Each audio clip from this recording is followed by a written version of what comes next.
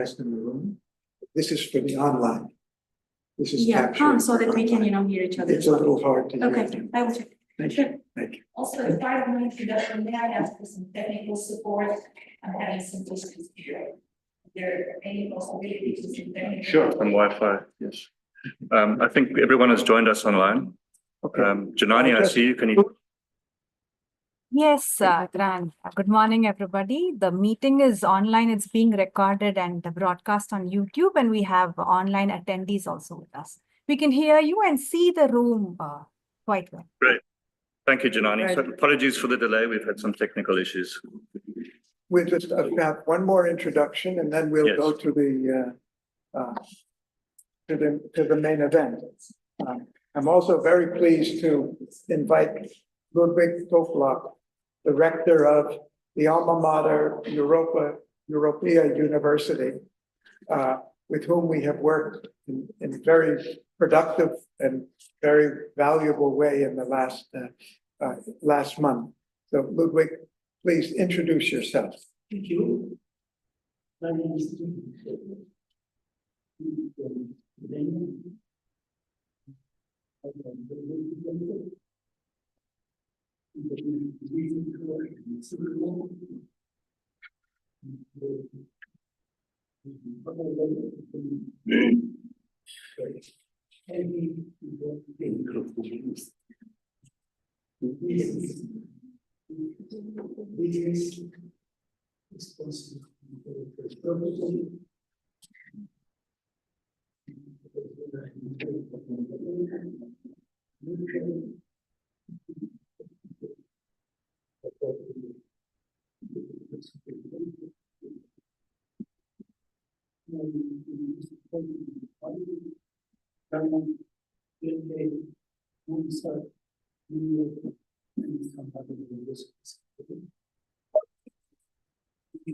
business engagement in business, being member the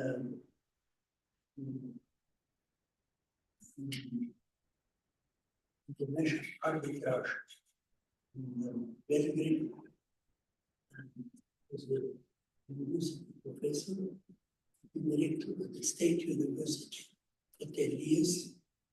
Very active in organizing inter-university cooperation, especially in Vietnam and region so-called in Middle Europe, Central and East Europe. And so founded the European Directors Conference in Belgrade, as well as the board of the European Directors Conference. The main our goal was how to introduce so-called Bologna process. Bologna process means the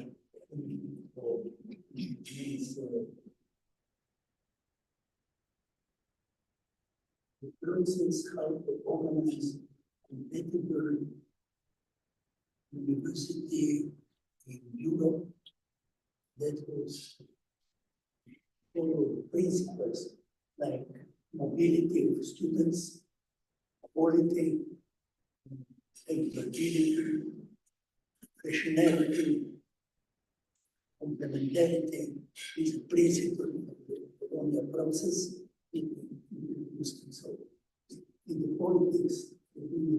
Is the speaker of the parliament for the first democratic election, 1990, for 2 Mondays, and later when I left politics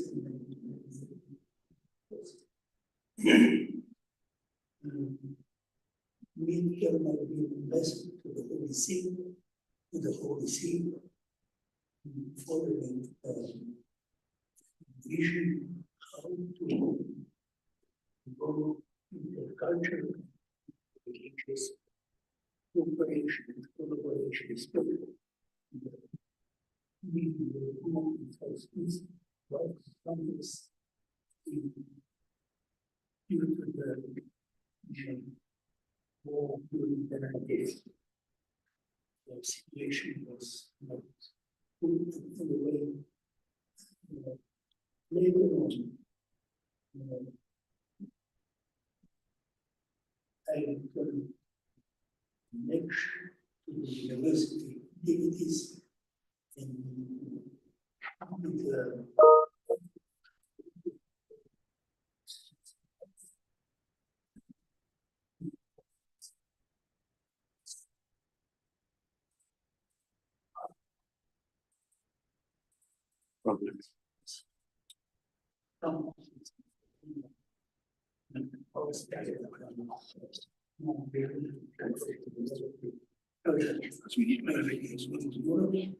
and how to explore the free academic capacities members can do.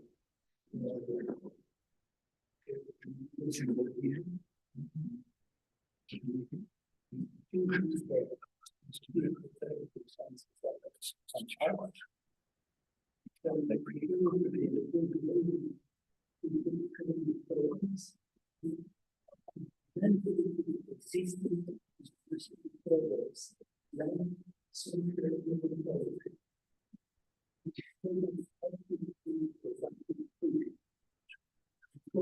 it's really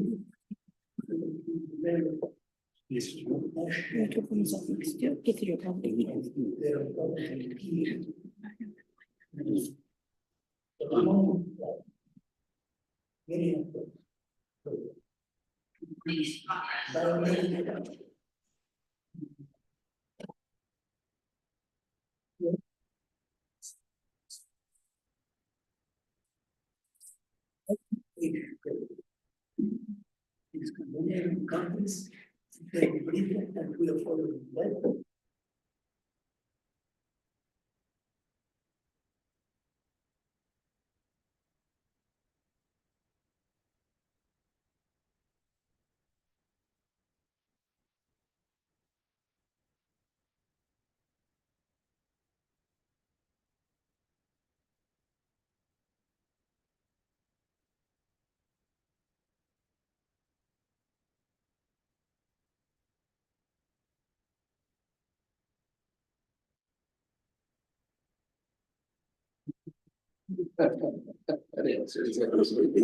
Janani, Yes. Ah, there we Now, go.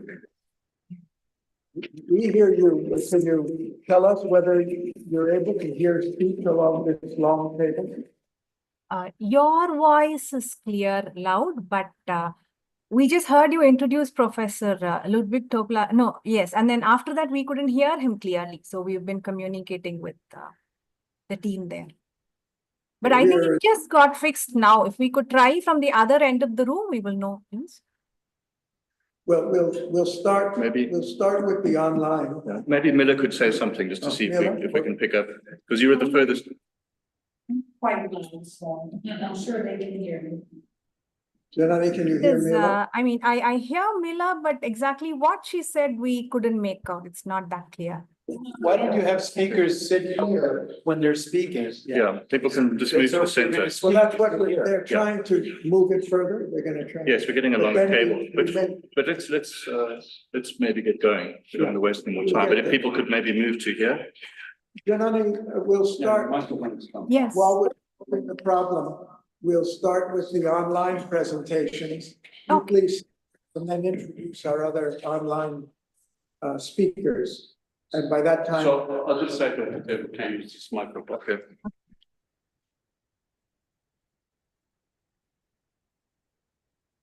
Okay, Janani? Yes, okay. One of the first items in the agenda is a report of the WAAS at 64 conference. I believe almost everybody here in this room was a part of that meeting. It was one of the major events earlier this year, the WAAS at 64 conference and the General Assembly. And this was a 4-day event that took place over May and June.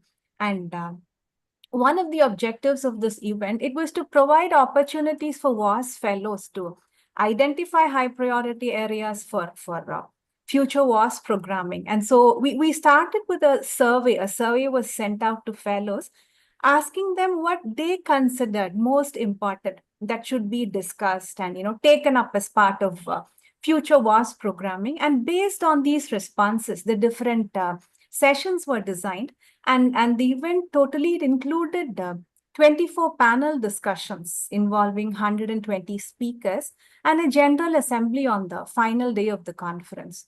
The recordings of all these discussions are available on the WAAS website, and highlights from the individual sessions with links to the recordings were later circulated by email. A few highlights from the event. Junior fellows were engaged as rapporteurs for the sessions. This was one small step towards engaging all our junior fellows. And we had a session just for project proposals. And I'm happy to note that some of the projects presented then are developing, and we will be hearing more about them today and in the coming days from Jonas about the existential risks working group, and about the collaboration with the ongoing collaboration with the UNESCO Most Bridges Coalition from Stephen Hartman's team. And we plan to continue with organizing more such events as WAAS at 64 in such a way that we can include more of our fellows, engage them more closely, and expand our network. One of the clear messages that we got from the survey responses and the conference discussions was that we as the academy need to have greater impact. And so that is what we are aiming for the future. And some of the other items in this agenda for today, they involve Phoebe Kandori and her presentations on the IAP statement and the Summit of the Future side event from Stephen Hartman's team, Nasa Mala. They have not yet joined. When they join, I will inform you, and we will let them speak. Another news, actually, a mail message that we just got from Joanna Nurses. She will also be joining online today, though she is there. And right now they are not online, so I would suggest that we move back to the room there so that we can begin with, I think, number 5, Council of Europe, and from Mila. Thank you, Janine. What I'd like to explain about the presentations this morning, the rationale for it is primarily very recent events, what the Academy's been doing in the last couple of months, which hasn't even been communicated to all our trustees, let alone to all our fellows. We want to bring you up to date.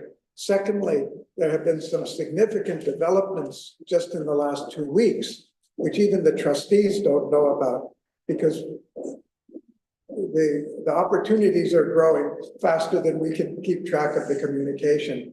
And there are new proposals that will give us a clearer idea of what we're likely to be doing 6 months or a year from now. All of this is relevant, not just as an update on the work of the Academy, but we feel all of these issues are directly relevant to the subject of this conference that's going to start this afternoon. Because every one of these issues has implications in terms of what our educational system is doing. What is the knowledge we're disseminating? To who? What is missing? What is needed in order to be a catalyst for the rapid development we need to address the challenges we have? So I look at this as a kind of reminder to all of us of the issues that we've been grappling with and are grappling with, and as they're going forward. So when we go and start this thinking in what is the implication of this work on what is needed in higher education, and vice versa, what's needed, what can we do to support that evolution of the educational system to be more relevant to addressing the challenges that we're all facing. So this is really meant as an introduction, so we're all up to speed on what's been going on faster than we could communicate with one another, share our ideas, ask questions this morning about what the Academy is trying to do and why, and what is the direction, and what does all this have to do with education. And then we'll go and really focus on the impact for education and its implications for the future, starting this afternoon.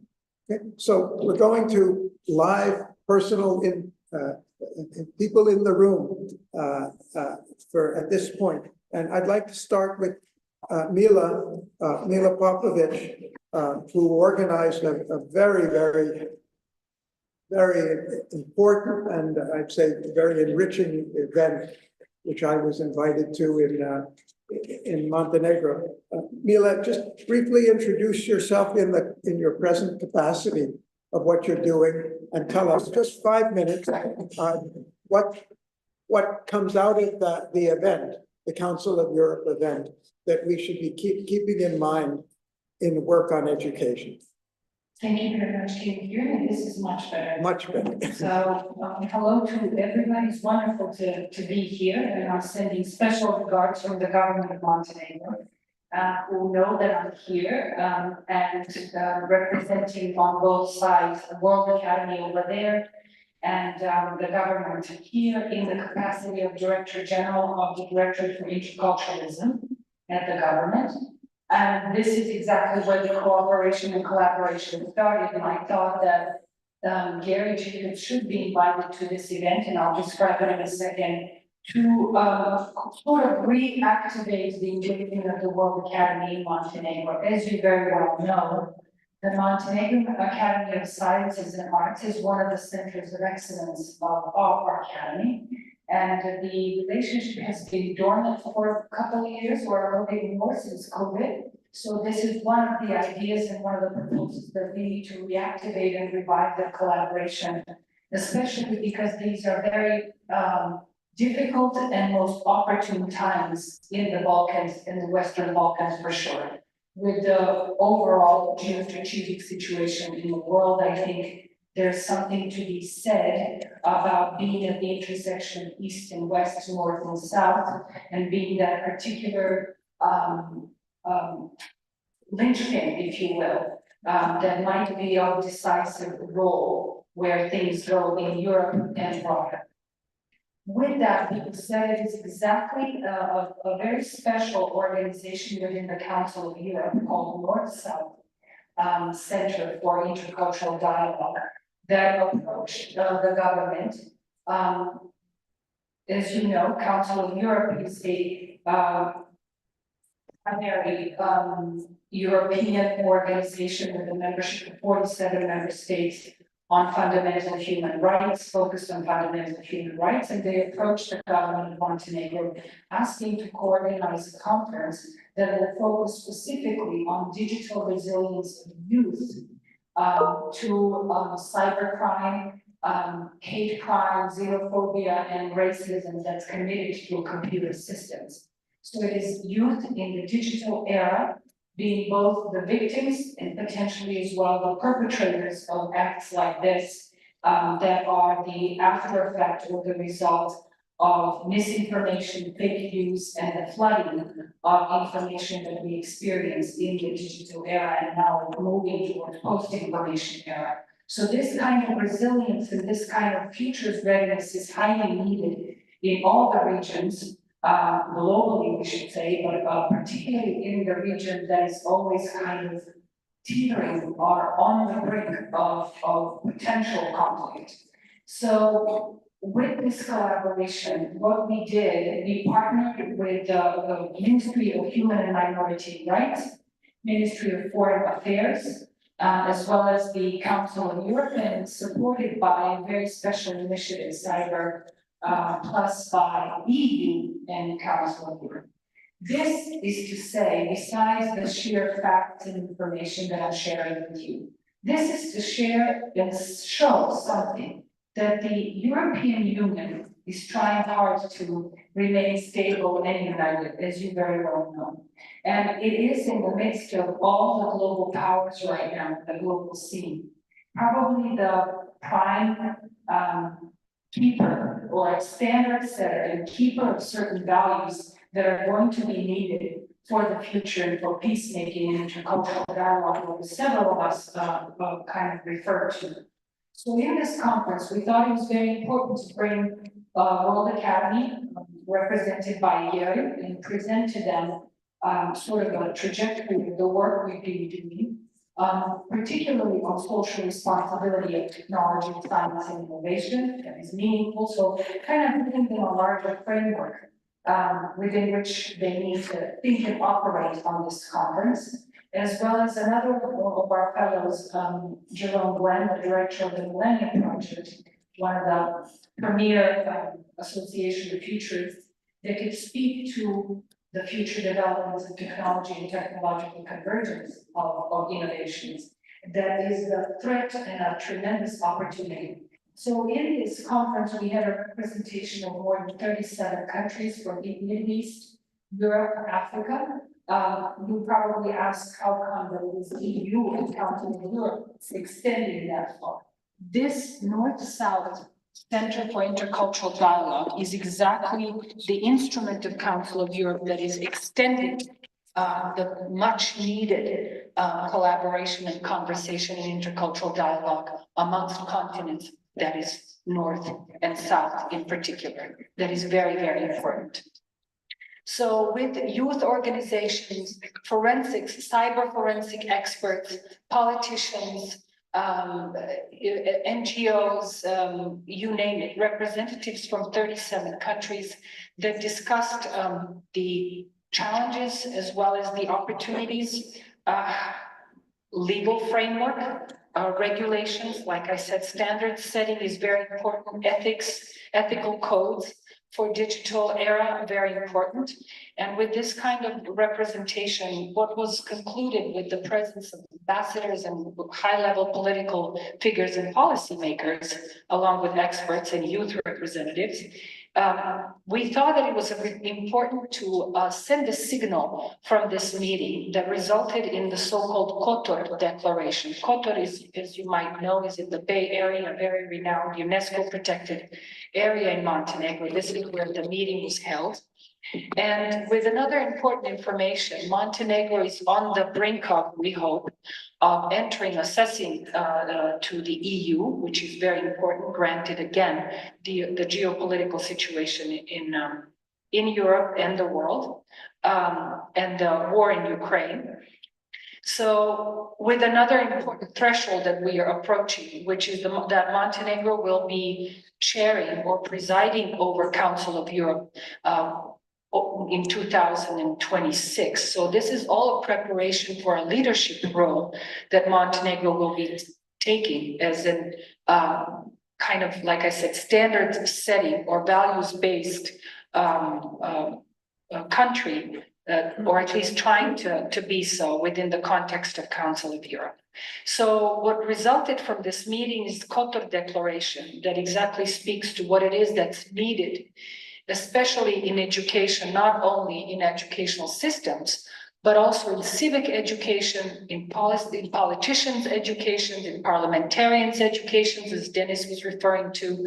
We, in other words, need a whole new process of social learning that will be a quantum leap in education, because as Gary was mentioning earlier, that we would need, in terms of brick and mortar and organization founding, we would need 5 Harvards a week in order to make up for this. So this requires a quantum leap in social learning, in multifaceted, multidimensional, multidirectional learning that we are going to have to design for civic education, for policy-making education across all the sectors of society.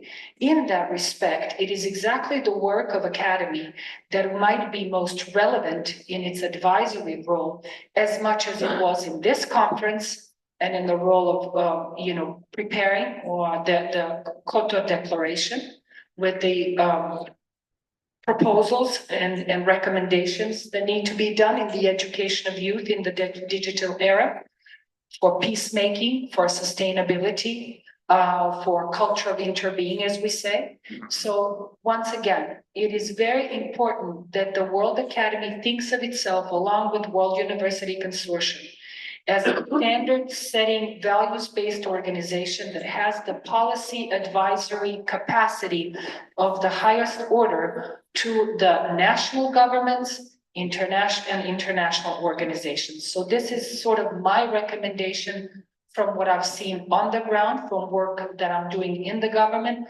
from the possibilities that we have in cooperation going forward from this conference. And I will wrap up with that with another recommendation.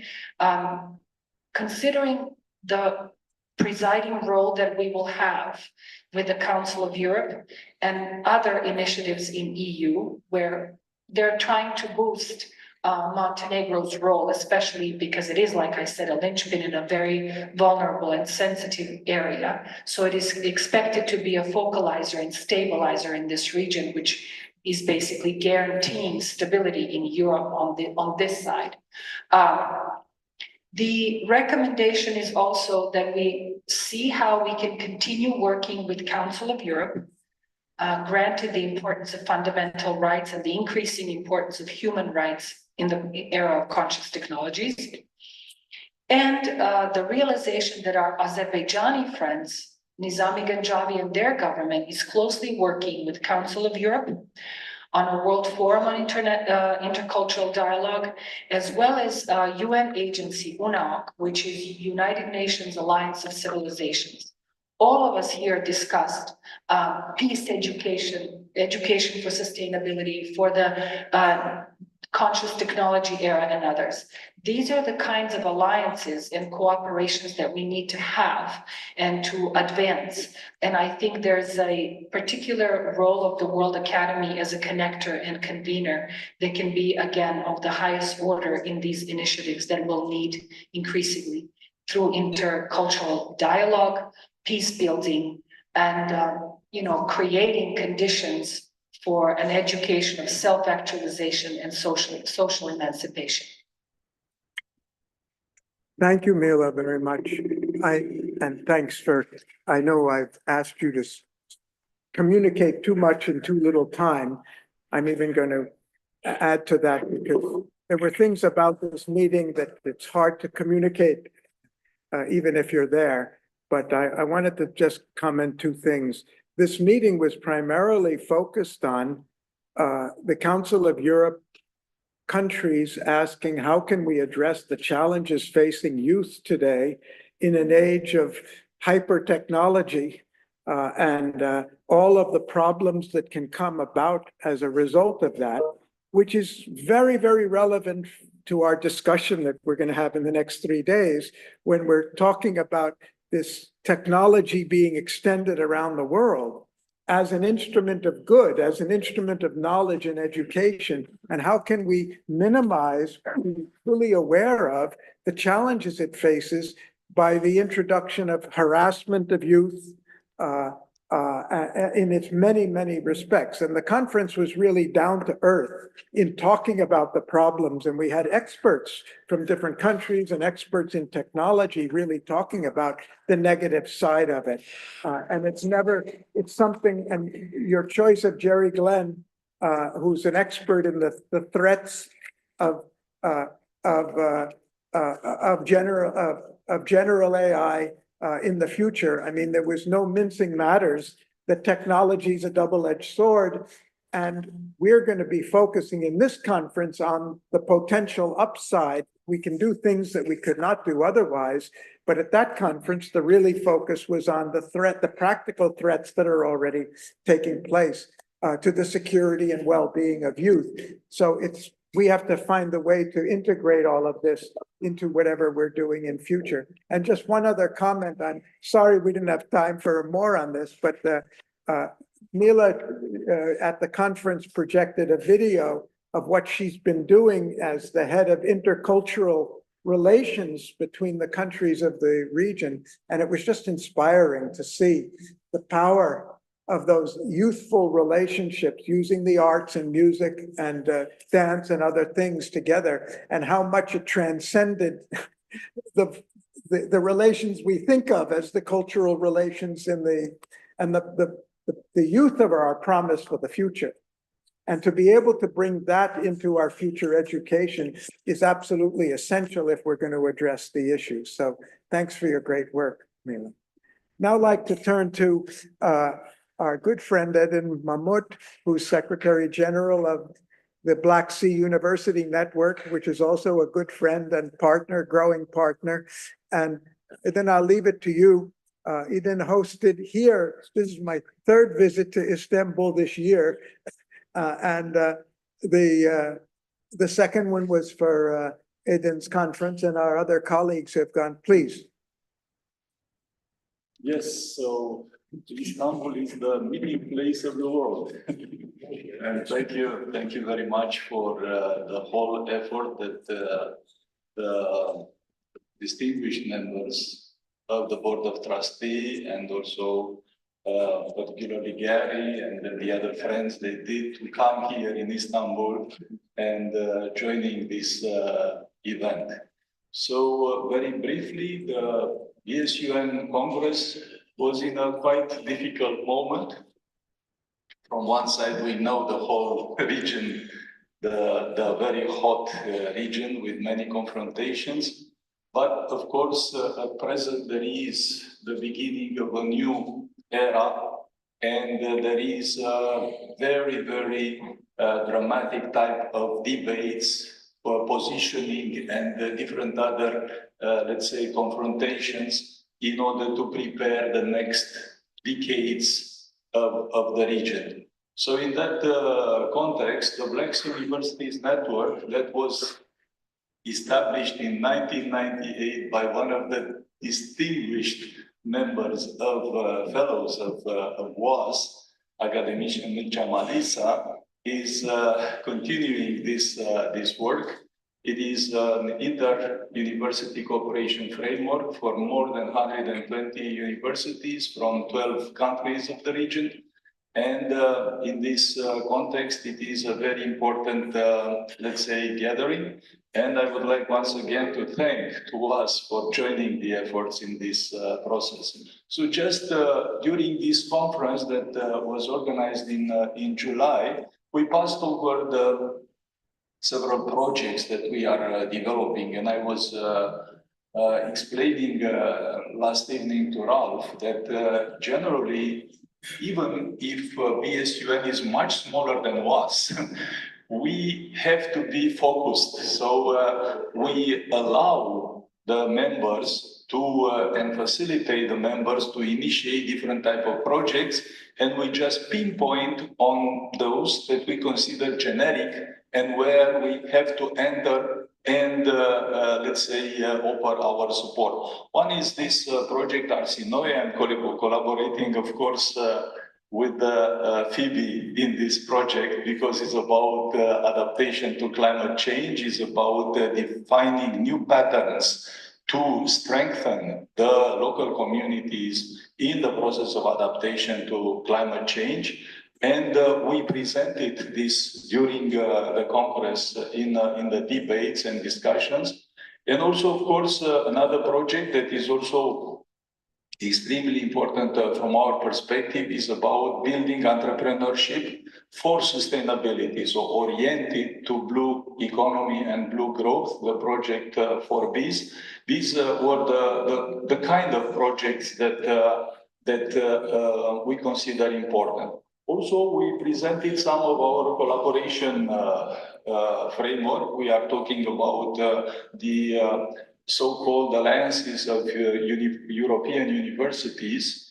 We are participating in many of these alliances, but one of them is EPICUR, is a generic type of alliance. We have also partnership with the regional cooperative institution, and of course, also on behalf of the Council of Europe, the very well-known Institute for Cultural Roots that are, let's say, part of this. So during these 2 days of debates in Istanbul, we have distillated the whole process of debates and discussions around, not necessarily for defining some specific type of projects for the future of the region, but much more to focus on principles and methodological approach.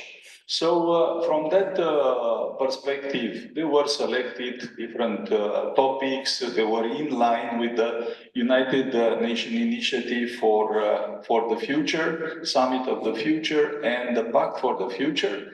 And you can see here the 5 principles that have been debated, and we wanted them to put in highlight. So you can see here the first principle is that we have to do everything that we can to secure the equal access to knowledge, to discovery, at the edge of discovery.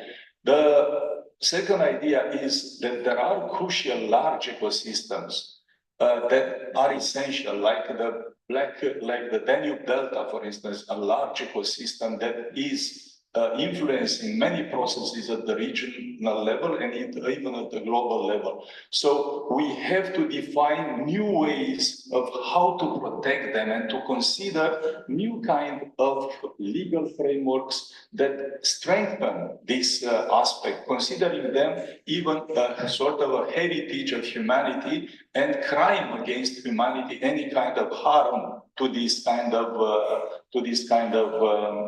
ecosystems. Of course, to guide the creative energy of humans to be in harmony with the laws of evolution of nature, the aspects that are related to recognize at a certain point that there are issues that could not be solved, like the issue of Crimea. So Crimea was for centuries a point of debates, and it will be even after many centuries, it will be the continuous. So we have to find a way of isolating those kind of issues to try to, how can I say, protect them and to get a sort of framework in order to not harm us and to not destroy our relations. So it has to be an attempt in that area. And finally, of course, to consider education as fundamental concern in addressing, coming back and starting again and again from it. So finally, the methodological approach that we proposed, it was, of course, a very basic one. So to start with critical diagnosis of a certain problem and to go deeper into that critical diagnosis, to understand all the interrelated aspects, and then to substantiate it, to go on and to connect it, to understand the complexity of those issues, and finally, to have a methodological approach to come with solutions. Some of the solutions might be longer term, some of them might be smaller, shorter term, but in any case, it has to be done, as always Gary pointed out, on something effective, something touchable, something that can be reached in a certain time and with certain resources. And I would like just to give finally very shortly, how we are doing this after the Congress. So this is a project that is dedicated to the promotion of sustainability, because sustainability was declared as one of the crucial issues for the next period. So we conceived a grouping of 4 partners connecting the universities with the business community. We used the results of a previous project that was deeply entering into the subject of entrepreneurship to understand paths of entrepreneurial models in the region, different ways of what has to be taken for the future out of that, based on the principles that I mentioned. And then, of course, to go further and pinpoint on different aspects that are very specific to some areas like fishing and so on and so forth. The digital innovation hubs that was developed, and in the region there is also a very good experience on that, to identify challenges and, of course, to focus now on building on these elements. So this is a process that is going to continue. We have a framework for collaborating the universities with the business community to facilitate open innovation, to focus on different areas that are required, and to identify very important projects that could catalyze the resources of the region. So more or less, once again, it was a very important event, another, let's say, very strong collaboration with WAAS. and the participation of WAAS member. It was also very important. This afternoon, together with Donato, we are going to discuss about the area of peace and the debates that we had around this issue and how we can move on into that area.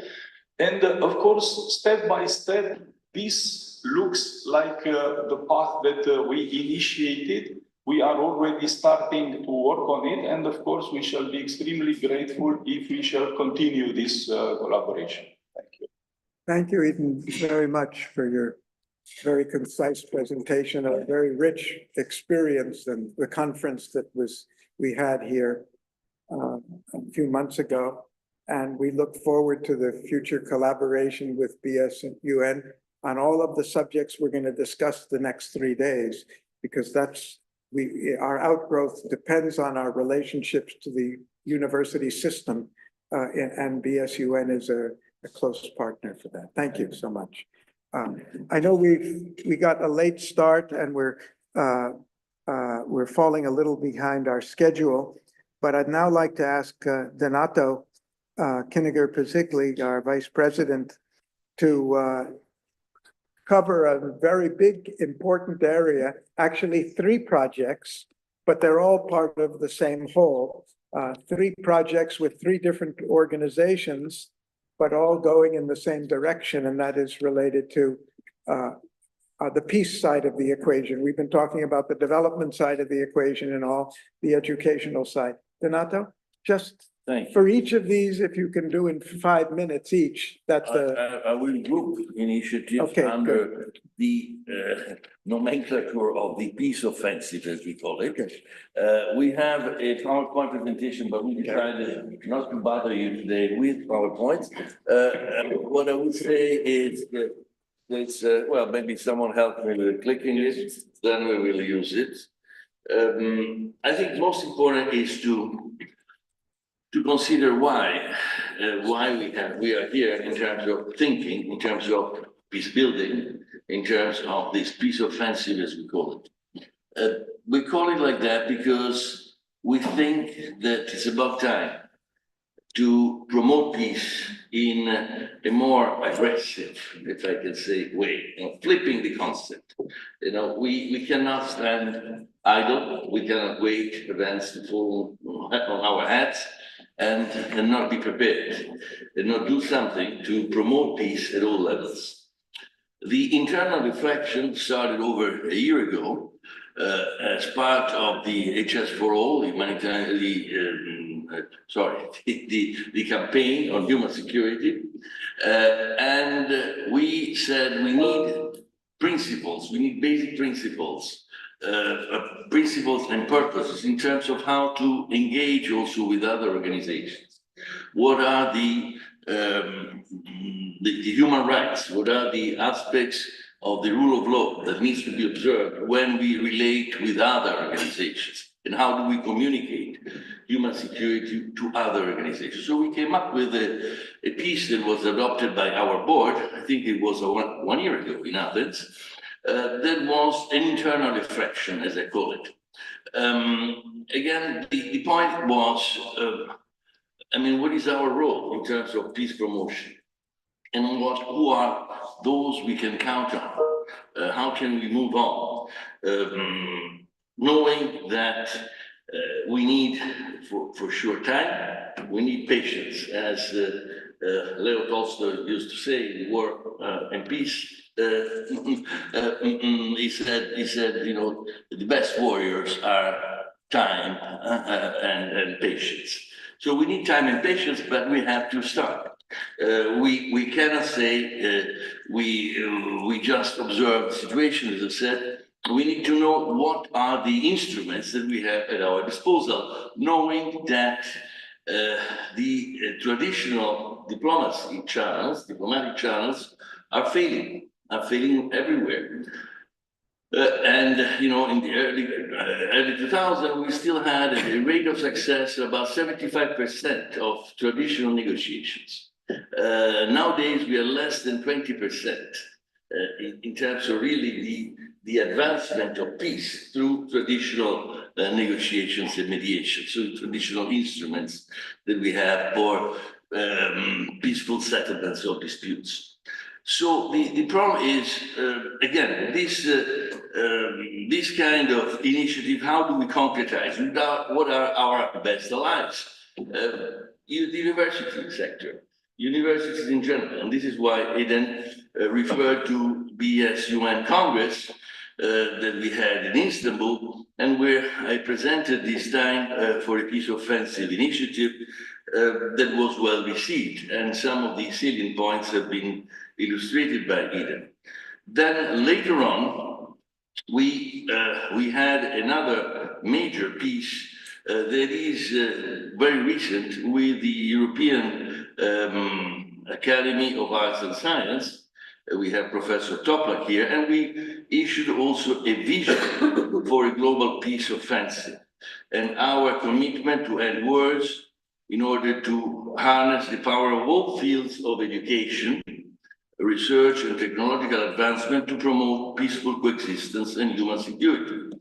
And there we enhance also the role of the youth, the role of, as I said, the academic world, the world of the scientific community, because we think that this non-traditional diplomacy is really the channel in order to advance peace at a multilateral level. So revamp also multilateralism through scientific diplomacy, through cultural diplomacy, environmental diplomacy, and so on. So the most important issue in our reflection is what are the entry points? The entry points are many. That's why we call for gradual tension reduction. And the possibility of replicating efforts in multiple fields. I think, yes, thanks a lot for showing and accompanying what I'm saying, because I think this is so important. There are many historical precedents of success. You know, there are back in the 50s, as you do remember, that in the 60s as well, you know, Kennedy, and then later on, of course, the Cold War, and later on, we had Gorbachev. We had so many initiatives that testified to the success of this mechanism for tension de-escalation. Sadat's speech addressed it. These are just, if you can go on, thank you with this. Well, nowadays, we feel that we have also to concentrate on the hotspots that we have in front of us. Again, with multiple entry points. We cannot limit ourselves to the hotspots themselves. We also have to cover the so-called forgotten crisis, because our approach is global. So this we have existential threats everywhere. Let's focus on all spots with this dynamics that is assembling with ourselves, and not necessarily naming it as World Academy Initiative or European Academy of Science and Arts Initiative, because we are partnering together, or BSUN. We have to absorb as many organizations as possible, and also join other initiatives who have the same purpose. So this is the essence of our strategy. The strategic approach is to participate, but also to attract others into the fold. Of course, not every time, sorry, if you can go back a second, not every time you can publicize initiatives, but the essential element is to start with concessions in many cases. You know, is the stronger in a dispute that has to start conceding. Is the stronger that has to open up opportunities. And we have to see where this can happen. It can happen almost everywhere. Again, are the traditional diplomatic channels the conduit, or are the alternative channels that we have to mobilize? We think that are the alternative channels that have more chances of success, and that is where we have to put our emphasis. Building confidence is obviously the ultimate objective. I know that I don't have much time, so just look through. Go ahead, please. This is important. This is important because, as you can see not only we aim for reciprocation and trust building, we invest in human security. So this at least a bit is the essence of how human security can play a role. So each time we invest in societies, in education, in health, we build also human relations. We build hopes also for dialogue. So peacemaking and peace preventive diplomacy can go through common security systems. If we have to strategize and focus on so many scenarios in conflict zones, aim for gradual tension reduction and tangible results, of course, focus on prevention, preemptive actions, strategic foresights, and early warning. This is our approach. The ability that we have also through artificial intelligence is to gather information. What was precluded years ago from the UN, from other players in international relations is the early warning mechanism, is the ability to read through, to have information that detects where things are going to flare up. So we can work in terms of prevention. We can also use traditional and non-traditional methods in order to come up with an understanding. Where do we have to operate? Where can we help out through the various entry points and the multiplication of these entry points? This is why it's very important to have a complete, or as much as possible, complete mapping of where the crises are advancing, and also distribute among ourselves roles and duties and say, let's operate on this terrain or another terrain so that we can make it possible. I will stop here, but I have to say something, otherwise I'm not going to respond to Gary's question. How do we come up in terms of the various initiatives that we have? So education. We're gonna have a whole Yeah. hour on this in the. I know, but I wanted just to say that the elements of education for peace and peace education is a strategic entry point for us, is a methodology as well. And since you're saying that there are many organizations that are coming into the fold, I think I need to mention, of course, all the organizations that are working on peace education. Here we have our colleagues next to me. They were in Paris recently, but we also have the community of science, the Geneva Center for Security and Science Anticipator, that we participated, Gary and I, recently, where we can work also to build curricula that respect and understand the same principles. So the essence for us, in my opinion, will be to do an accurate due diligence when we relate to partners and see, do they respond to the same principles, the same approaches that we also want to represent. We cannot work with everybody. We need to know with whom we can work. We need to know if they are not only like-minded, but if they respect the same principles and values. Once we know that, we can really multiply the effect of this piece of face. Thank you. Thank you for undertaking an impossible task very well.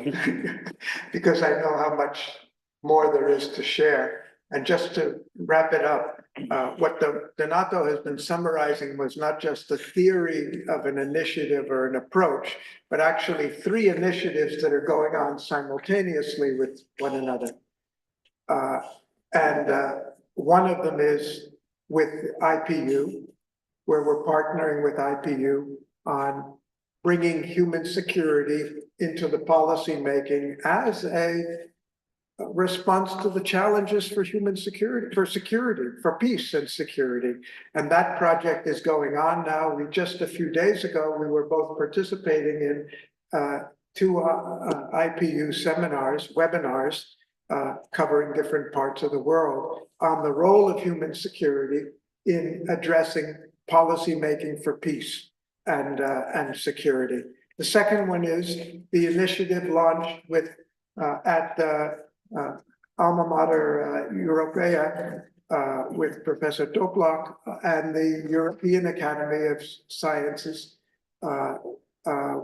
on working with the academies. It's a big group in the world. And how do we bring it back into their agenda? And you'll hear sometime, I hope this morning, from Phoebe Condori, who's working on the same project with the Inter-Academy Partnership of 150 academies around the world, particularly covering the developing world. We're trying to bring the peace initiative in there, and they're responding positively. And finally, the reference to the Paris meeting on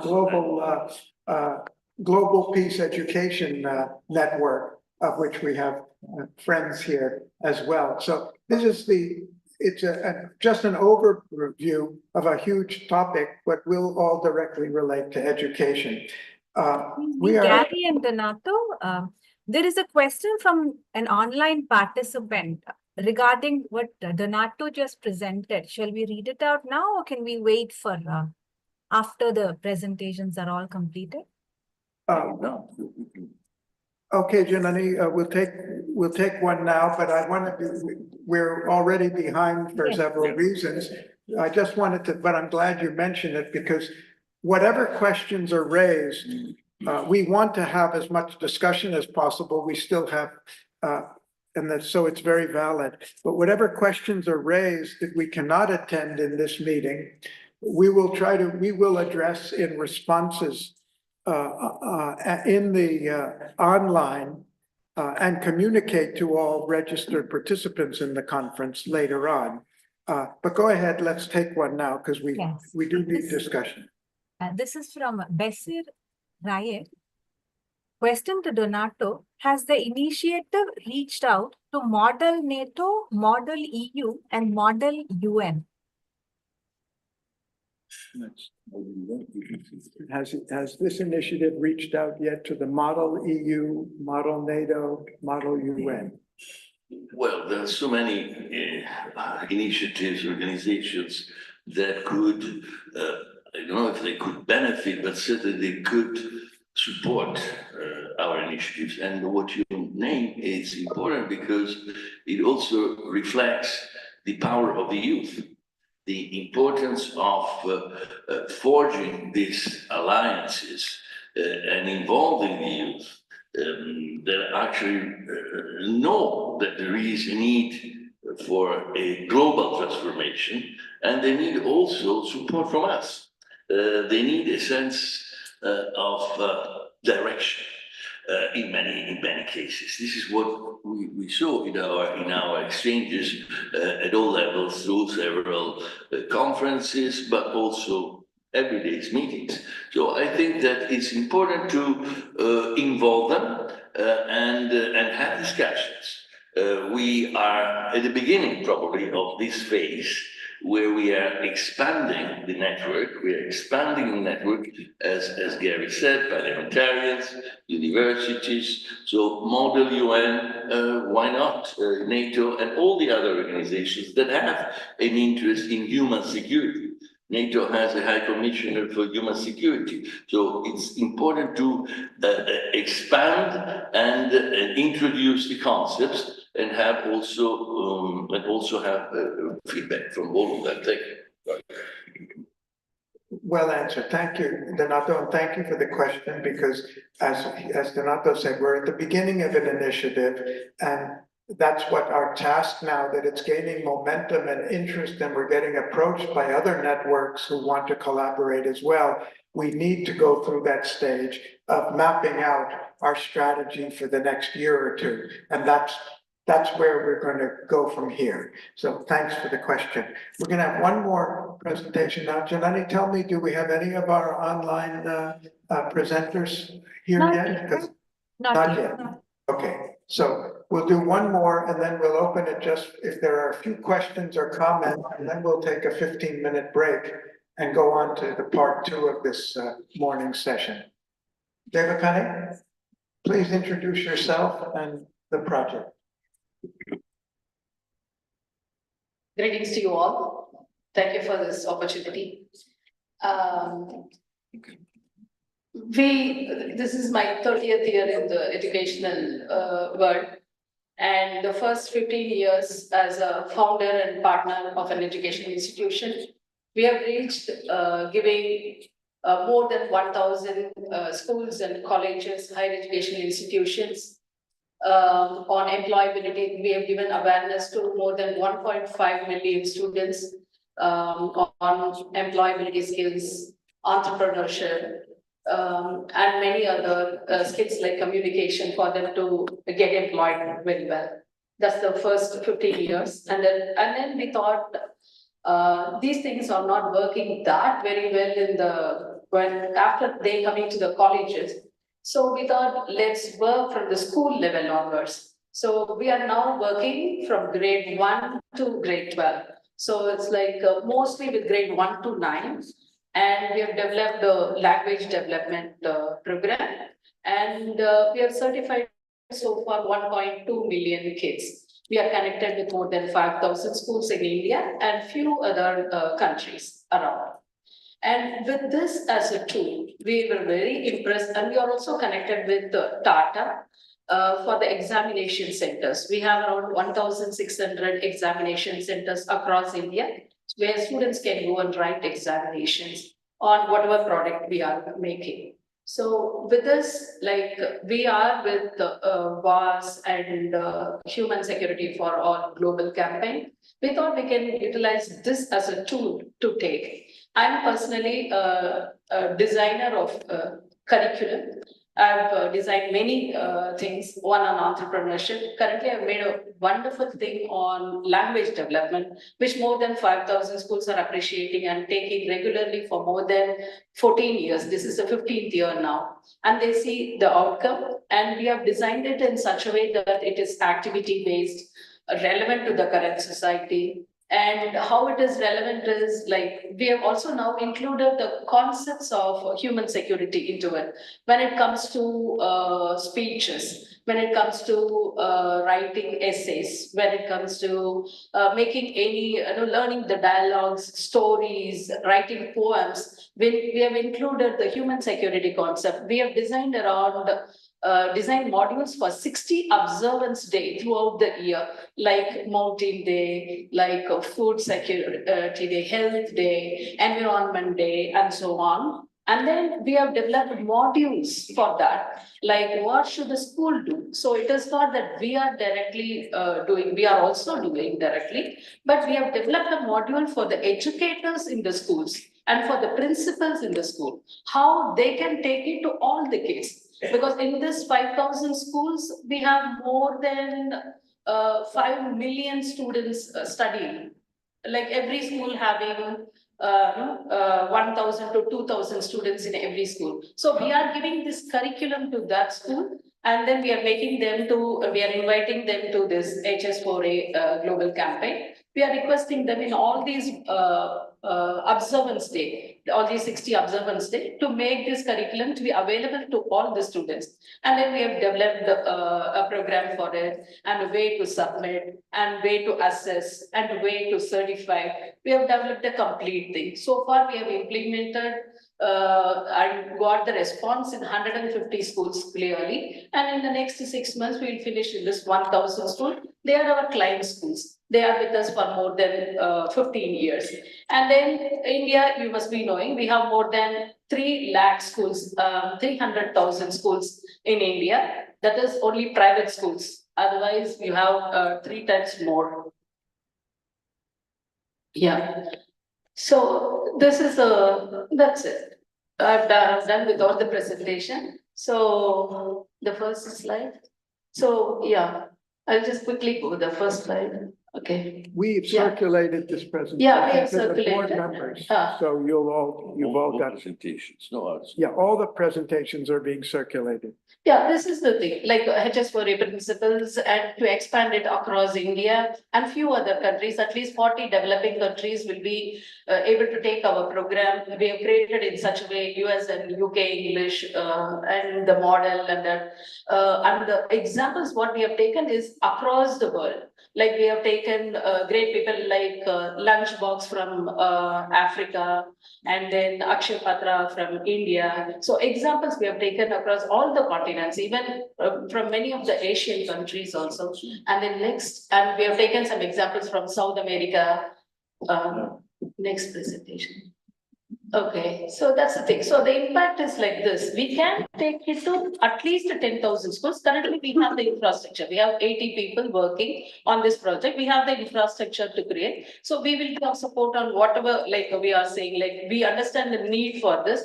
Unless until the future kids are trained, we will not be able to step into the peaceful future. So whatever we want to implement, like on Parliamentary Day, we can talk about the political things. When they become judges, when they become lawyers, what they can do. So all these things we have brought in. So that is the thing. Yeah. So with this, like I was listening to all of your presentations. I was very impressed. I was also happy. We can represent some of the things here in our country. We have a vehicle to do with Gary sir as a mentor. I think we can do it very well. Thank you. Wow.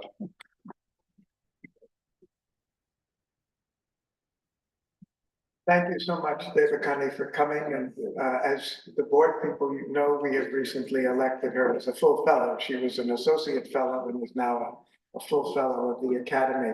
And I just wanted to mention two things. I think when we're talking about the curriculum, the future curriculum in the next 3 days, we talk about one of the values we talk is contextual education and relevant education. And this is a great example because the way English language or any language is taught in most countries today, I don't know everywhere, but certainly in India, I know, is to teach the abstract usage of the nouns and verbs and adjectives and everything completely out of the context or in some fictitious story context. And what she's doing, and Devakani is very modest, she has created a whole curriculum for human security relevant to students at different ages in Europe, in India. And so that whatever they're learning of language, they're also learning about life relevant to them, not the abstractions of science, but the practical health. How do you achieve health, environment, hygiene, food security, and so forth. So I think this is really a model for a much bigger approach to the future of education, not only at the school level, but at the higher level as well. The other thing I'll just mention, which she's very modest, she's running a business, a very dynamic entrepreneur. She's already spent more than $100,000 of her organization money on this project. We're not giving her any support. We're giving her emotional support, intellectual support, but this is the initiative and she wants to take it much further. So thank you.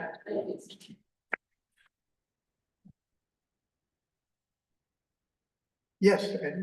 So I would like to congratulate you for what you are doing. I just wanted to, how can I say, to connect this with something that we can help you in some way. Well, for instance, at present, we are developing within a quite wide European consortium involving primary, secondary, and high school institutions who develop specially dedicated activities for sustainable development in coastal and water connection.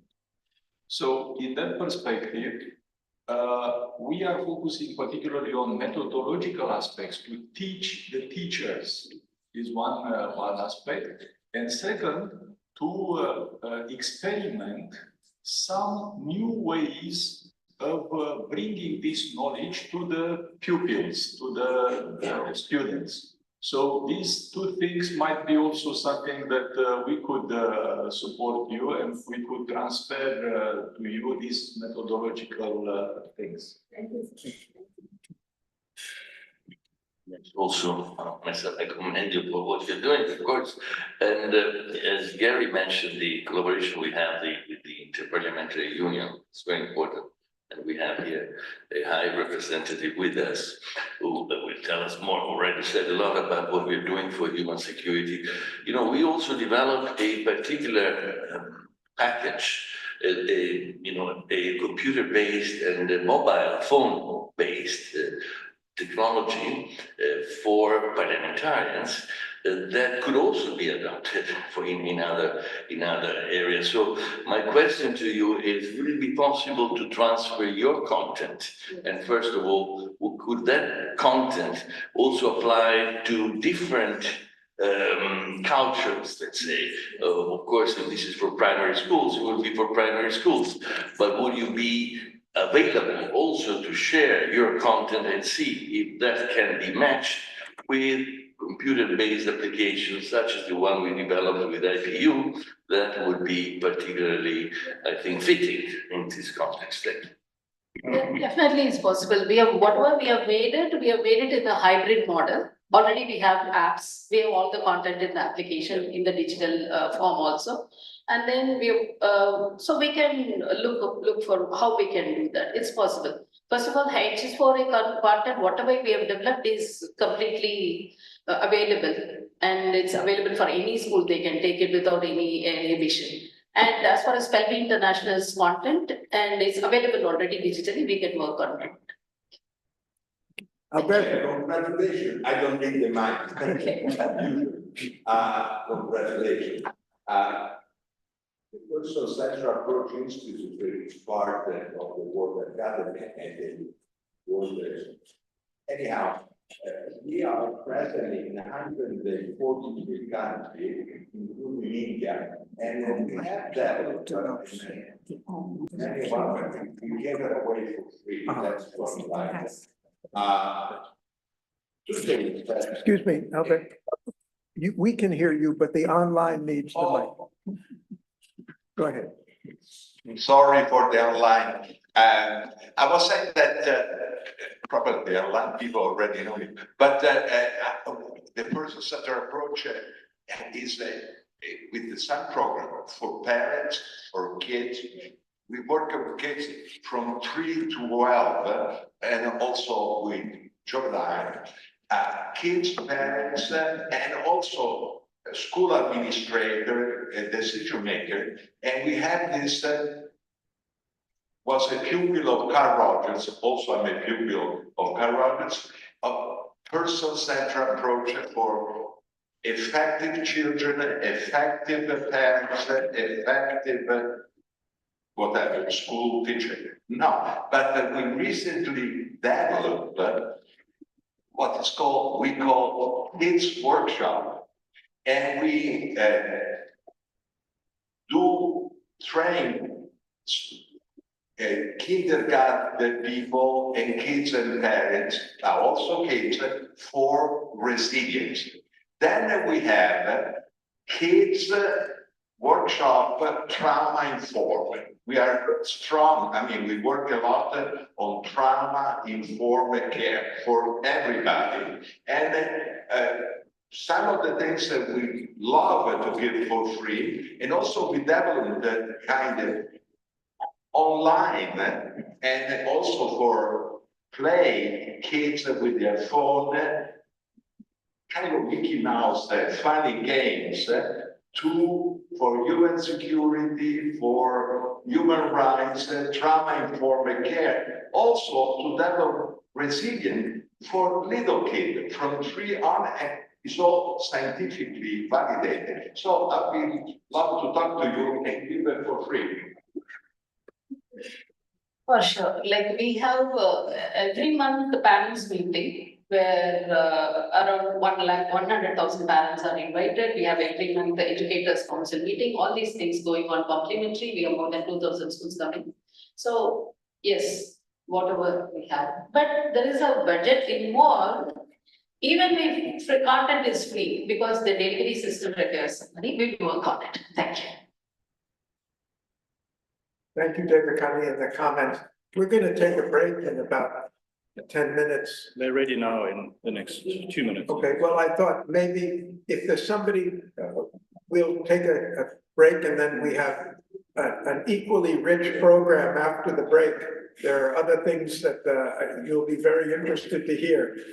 We have saved half of the good, the exciting developments still to come. But I'd just like to say, if there's anybody who has a question for what has been said, thank you for your patient listening to so much rich content. A question or comment that you'd like to make about what we've already heard, we can do it now. Otherwise, we will go for a coffee break and then come back for part 2. Anyone? Yes, please. Just one, I can't help it not saying how amazing it is that this concept has developed. Because I do remember the human security and with the focus also on education, because I do remember how it all started and the importance for the WAAS indeed to take up this, I would say, a big intellectual initiative. It is not simply educational, it is not simply referring to universities, academics or other, but it's really, has its political dimensions, it has its multilateral dimensions, the United Nations and others, and it's really amazing to see the different layers of its development. And just probably one word specifically on education, because Gary started with this little bit of a historic perspective. I'm not going to dive into this, but still to share my experience and to emphasize the important work that all of you and WAAS is doing into this. It doesn't come naturally that education is embraced as a priority, governments by UN and by the others. It may be surprising, sometimes it's even shocking, but it doesn't come naturally. And you may always hear, oh, it's very complex, oh, it's costly, you know, education is costly, it takes time, it's a long term. There are many arguments to say that, you know, it's not a priority right now, but it is precisely because of what we're seeing around us, around the world, with crisis, peace, climate, health issues, food security, energy, everything today. The fundamentals, of course, it's education, it's knowledge, in technology also. I hope there will be a lot of discussions around technology, about artificial intelligence. And I would like to interject here in the debate, probably further on, the issue of ethics of values. I think this is something very important, and it is something that distinguishes indeed WAAS from the very beginning of its engagement, of its activity, because at the end of the day, it is really human security is about ethics. Like human development. This is how it all started in the United Nations in the 90s with the human development reports, the index development, and now I hope the human security linking it very closely with the human development and other issues. So I just felt the impulse of sharing these very initial thoughts with you. And thank you for inviting me also to attend. I'm very impressed by all the contributions, not to speak about the concrete project. I think it's so relevant and so important. Thank you, Irina. We're so delighted to have you with us. Mila? I just wanted to add on to We need a mic.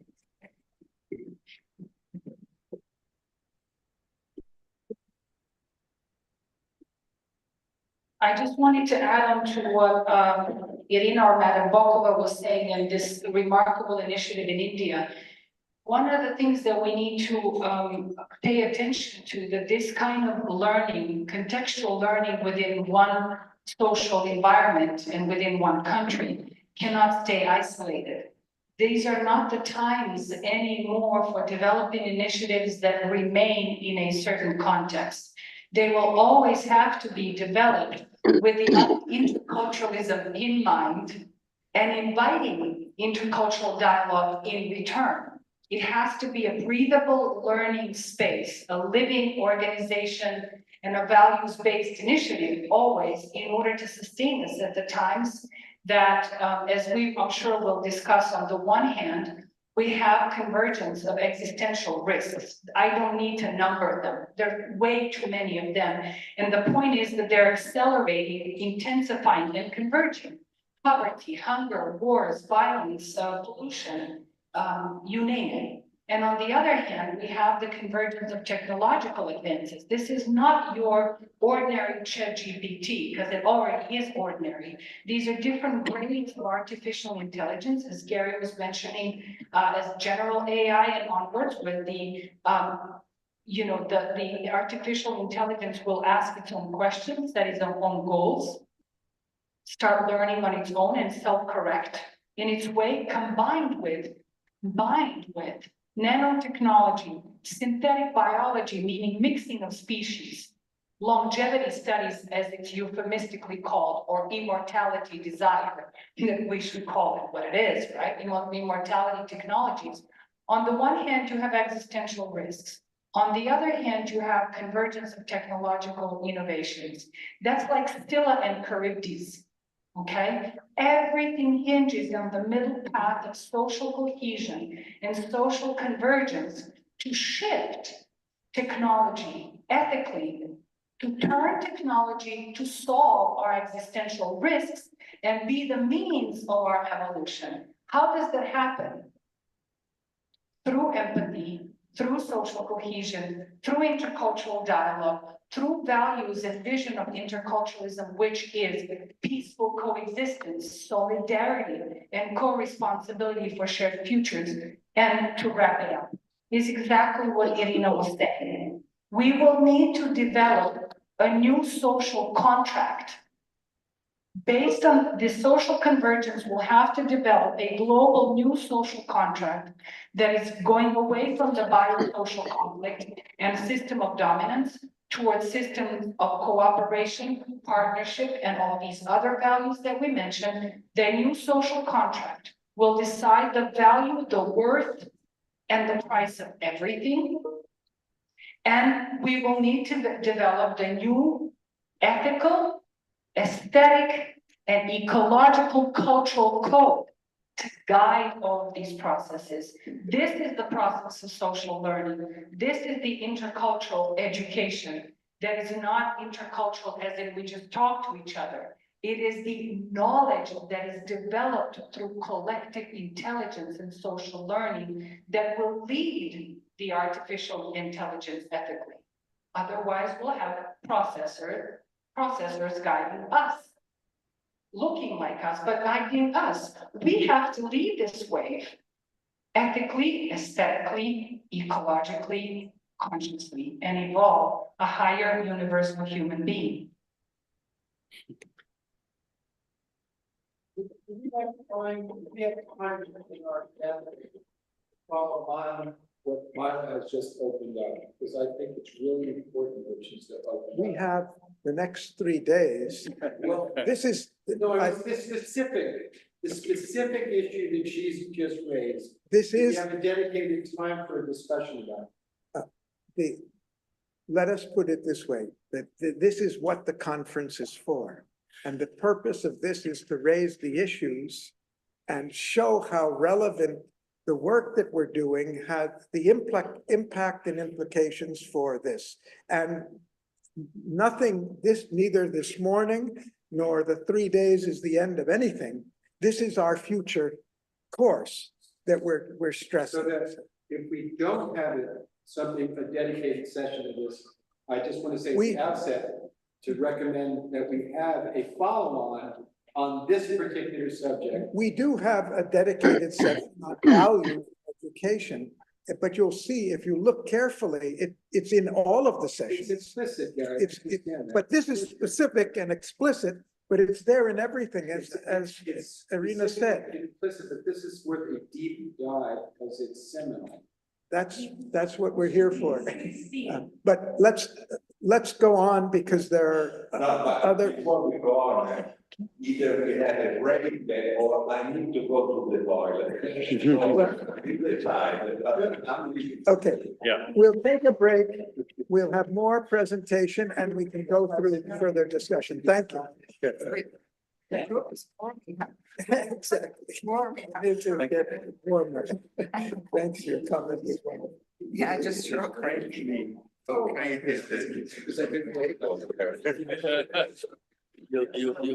caught me off guard when I said the three initiatives. I said, what is the three initiatives? I didn't know you wanted to talk about the IPU business. And then I realized that, well, yeah, but okay.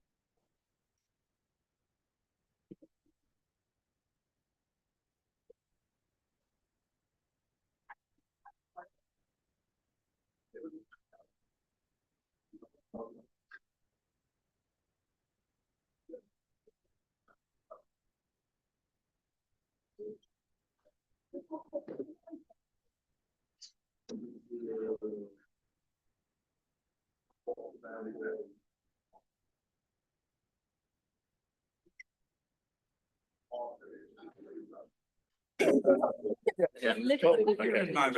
Okay. I was moving, don't worry. Oh, but you have this. I know, that's why. You have this, that's also on your way. Slide that over.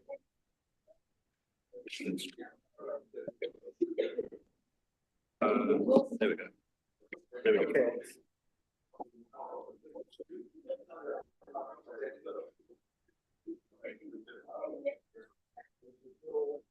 Thank you all for reconvening promptly.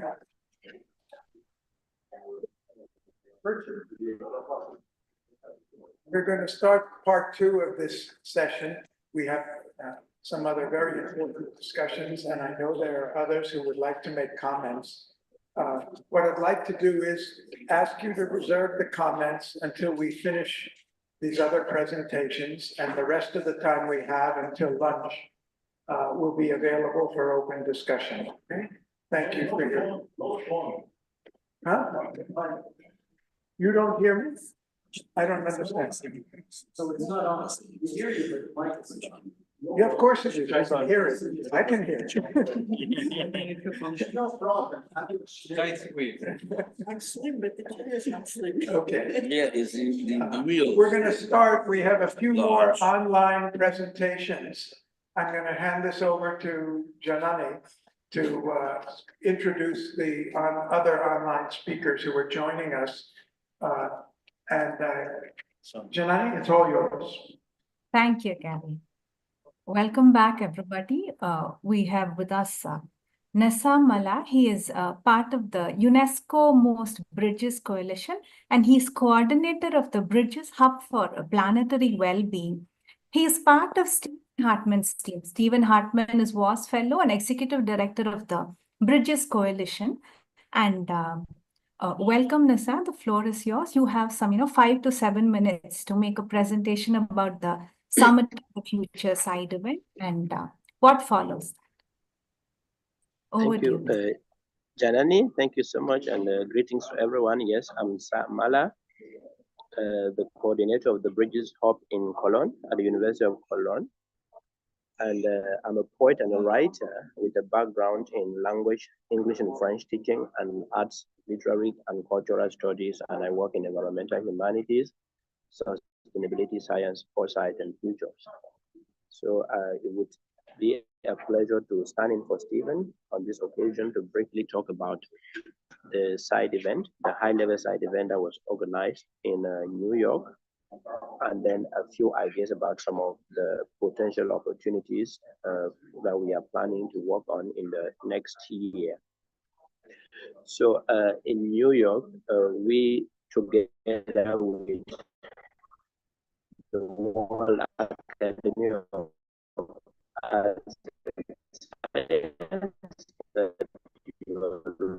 presenting and many more people here, yes, Janani, and host of other partners like the School of International University and many this event called from action or from was basically centered around the idea of implementing or mobilization for the implementation of the outcomes of the Summit of the Future.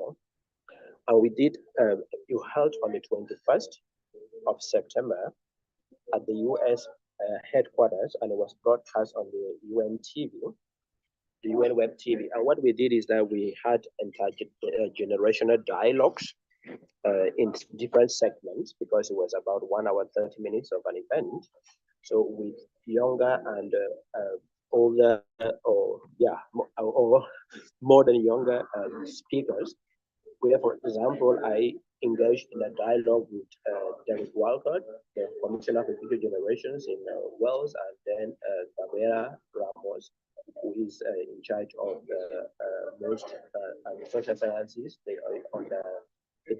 on the Secretary General at UNESCO, and people, other panelists, for example, like Leonie was in dialogue with Kim Robinson Stanley, And then, for example, Nolita was in dialogue with Mandela, etc., etc. So, but the idea was to talk about the different kinds of opportunities that we can work around the globe to drive the implementation of the outcome documents of the Summit of the Future, particularly the Pact for the Future that had two annexes, the Global Digital Compact and the Declaration of Future Generations.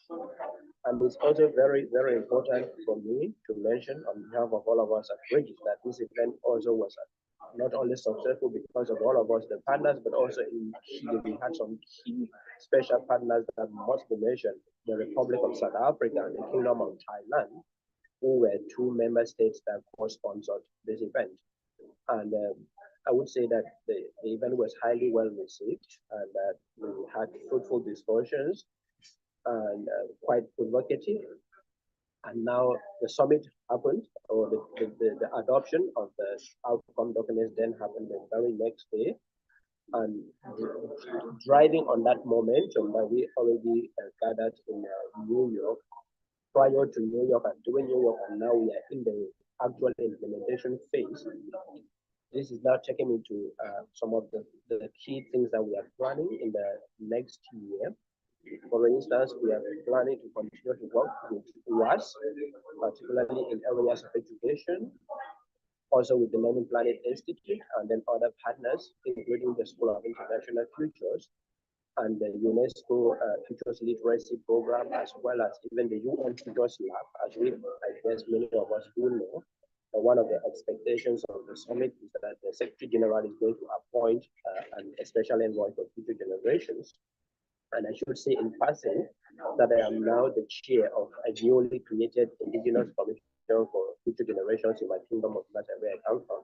So these kinds of initiatives are coming up in addition to the one that is in Wales. I think Wales has the most long-standing running Future Generations Commissioner in the world, although Israel was the first to have appointed one that who was disbanded just about 5 to 4 years afterwards.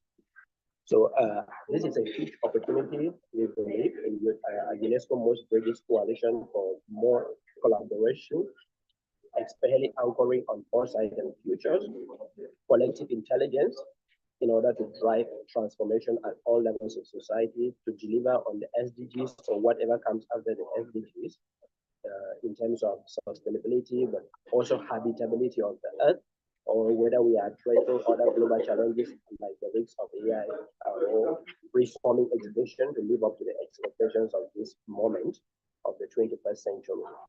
And so I will end with saying that particularly there are some key opportunities also for involvement in Cameroon, particularly because one of the key partners of Bridges in these recent months has been the School of International Futures, which has launched a handbook on implementing the Declaration of Future Generations, has been also quite fundamental in supporting the summit in itself. But we have also highlighted about 4 pilot countries that we want to work with in Africa in terms of implementation. So we have the Future Generation Caucus in the Parliament of Kenya.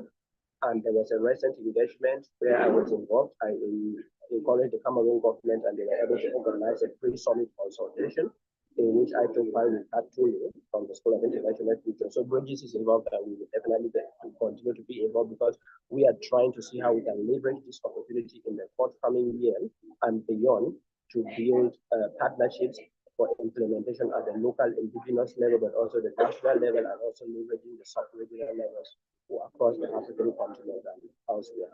So I would like to end here and apologies as I will not be able to be right to the end of the discussion for potential questions. But if there were any quick questions at this moment, I would be happy to respond. Thank you, Janani. Thank you, Nasa. We will be. Sorry to interrupt you. Just before we move to the next session, I'd just like to make a brief comment. Since, thank you, Nasha, for sharing that with us. I just wanted to say that the Academy's relationship with Bridges, UNESCO Most Bridges is really an important one. Developing in stages now. Janani is on the steering committee, This meeting as a side event, as he said, is only 50 minutes, but it was packed full of rich content relevant to the future, and therefore very relevant to what we're here for the next 3 days and the future of education. The meeting covered many different issues, legal, human rights, and other, but it ended on the note of education. And what are the implications of the rights of the future generations to the kind of education we need to be giving today and in future. So it's a key part of what we're here for, and that's why it's already 2 months old news, but we want to keep it on the agenda. And the Declaration of the Rights of Future Generations, how are we going to translate that into guidance for the future of education? How do we really empower those rights and make them real? So the relationship with Bridges is taking off, and it's bringing us into, it's a network of networks, so it has wide applications in different directions, and we'll hear more about it. Thank you very much for your presentation. Jenna? Yes, thank you, Gary. Phoebe is unable to join us today. She will be with us tomorrow. And so I would just like to present what she has been involved in, the IAP Human Security Statement. The Inter-Academy Partnership, it's a global network of science, engineering, and medical academies, and they publish statements on different subjects that are widely disseminated to various stakeholder groups. It's one of their very many activities, and these are meant to guide education, research, policy making, and governance. Over a year ago, IAP had called for proposals for a theme for their next statement, and human security, this idea of human security was proposed by WAAS trustee Phoebe Kanduri, and this topic was selected, and basically, core ideas from the WAAS HS4A project were taken and a concept note prepared. And IAP constituted a committee from among its member academies. And this committee was chaired by Phoebe, and a statement was jointly prepared. And basically, this statement, it reflects the ideas that WAAS has been discussing and writing about, essentially affirming the importance of human security as a unifying framework for education, research, policy making, and implementation of measures to promote the SDG, Sustainable Development for All, and human security for all.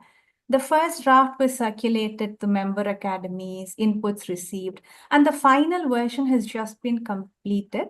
This will be circulated again, and after approval from the member academies, it will be released early next year. And another related task, which again Phoebe is involved in, is she's organizing a series of webinars in collaboration with IAP.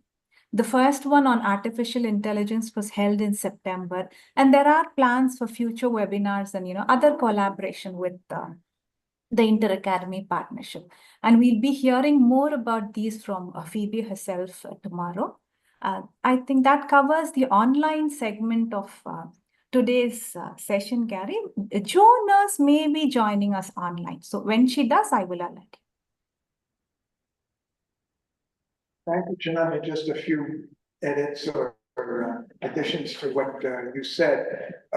The statement, if I hadn't seen the process, I wouldn't understand the great value of this accomplishment. It's been more than a year. The original draft statement, which was submitted by WAAS to IAP, was done by Janani. And we thought maybe this is just you circulate something and everybody raises their hand and endorses it. But academies take it really seriously. I mean, they read the fine print on this, not only about what we said, but what we didn't say. And they came back with many, many amendments that did not touch the core message at all, did not disturb or distort the core message at all, but things they wanted to add or at all. It was really taken seriously. And at one point I thought, will IAP have the patience to keep going back on this? And Phoebe, as the leader, did it very artfully, skillfully. And we now seem to be at the stage where we have a final statement. And my understanding is they do this only once a year on one topic. They distribute it not only to academies all over the world, but to governments all over the world and the international institutions and research institutes and so forth. So we have gotten now human security on the agenda. Scientific research in the broadest way, not just the natural sciences or fundamental sciences, but all of them. So the message will be going out, and it has a lot of practical content behind it. As far as the other goes, just Phoebe's doing a wonderful job representing the Academy in this, and the seminars, they asked us, IAP asked us to conduct a series of seminars, or actually one seminar, on training scientific researchers to use AI for their research. And we did it, and it was so well received that they said, we don't want one, we want a whole series of seminars to come out. So this is a new line of programming for the Academy, on how do we reach new content to the science academies, relevant to not only our agenda of human security, but how to make their research more effective.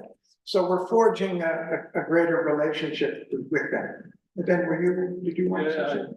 I wanted just to connect about this initiative of Steve that was initiated and the activity that was taken in New York, and also the aspects that have been presented here in order to implement this initiative. But I want also to connect to what Irina was saying about education. So I remember when I was young, I met a group of rebels. So they were youngsters leaving their home and trying to do whatever they wanted outside of their families and so on. And I remember one was coming from a very religious family. They were educated, it was a priest, and every day it was pumped with the values of Christian values and things like that. And that pressure was that much on him that the reaction was opposite. So he said, I don't want to hear about Christian religion and so on. So he, how can I say, it was a rebellion against this, how can I say, unharmonized way of educating him in line with his own aspirations, let's say. To my opinion, the huge problem that we have today in education, and you're perfectly right about this kind of reactions and so on, is because education is almost very, very decoupled from the realities of addressing the needs of the young generation. So at present, we are like a reverse pyramid. So we put a lot of resources at the level of higher education. Universities having budgets per year, like EPFL and so on, 1 billion euros. More than UNESCO. More than the budget. Yes. So there are these kind of budgets putting and pumping a lot of things at that level. And when you go down at the kindergarten, for instance, there are peanuts. I mean, they don't have any kind of resources and they have to rely with the parents trying to fund, let's say, their activities. And if we look to the, let's say, psychological approaches to the evolution of education, the real bricks of education is down there between 1 to 3 years old. If you succeeded to do something there, that's it. The character of the kid is already finished after that age. You can do something more, something like 4 to 6. And later on, is just to adjust it. So it is our duty in some way to try to push towards a radically reversal of the way of addressing education and to make education on demand, centered on the needs of the kids, not as a large group, but also as individuals, as small groups, empowering more the parents because they have to be the real players in early stages and further on. So from that perspective, I fully support this initiative of Steve and so on. But from that corner, I mean, I would like to see here a radical change in this approach. Sorry. And that's exactly what we're here for, a radical change. Thank you. What are you pointing to? Here. I'm blocking the light. Thank you. Okay, we've got three really important projects to still be presented, and I'd like to be sure to do that. These are issues to be discussed for the next 3 days. So, and we'll have opportunities to do that exactly then. Thank you. Okay, I'd like to ask Kedran Patel to talk about two very important initiatives that he's working on behalf of the Academy and our partner, Force for Good.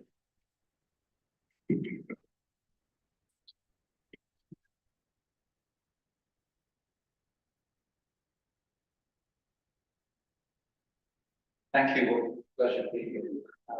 With people now, good friends. I want to begin with just a reflection on the fact that 4 million people, nearly 4 million people voted in elections this year from 17 countries. And what the conclusion is of that, because that probably frames where we need to go and what the work of Force for Good is doing too. They did not vote for climate change or for the SDGs or for peace.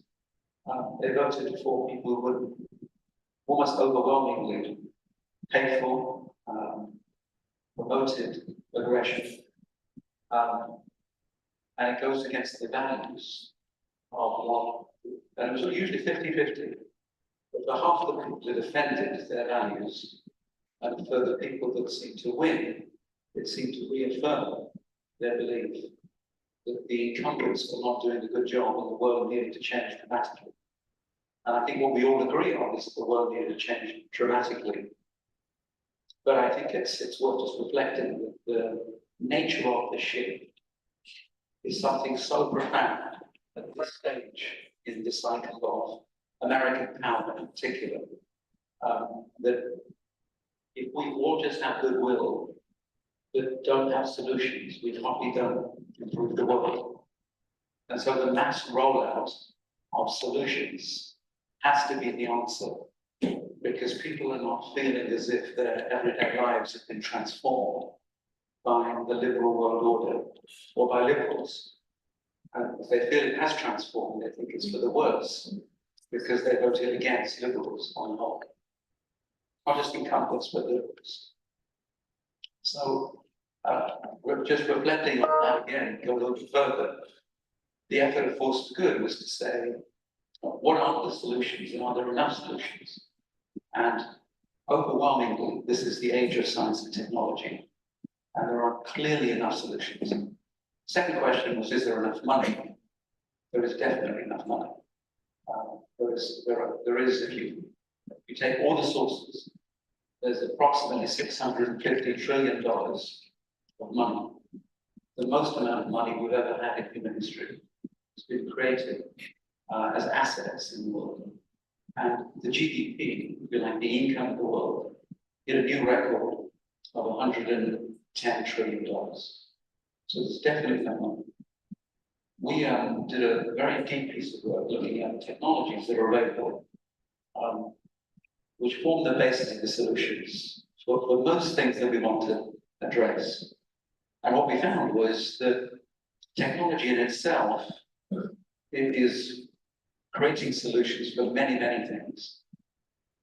And it has the ability to distribute knowledge of how we achieve a greater level of consciousness to potential. So it's a profound shift.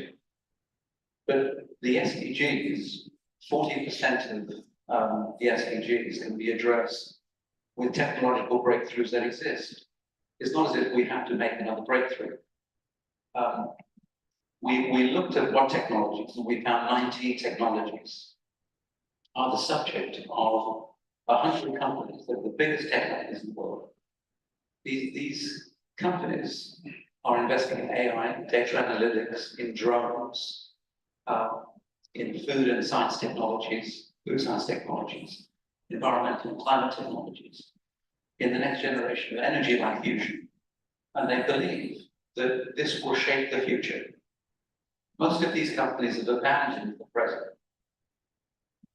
I'll say it again, they do not believe that they need to roll out their technologies for the 2/3 of the world that need them, but haven't had them.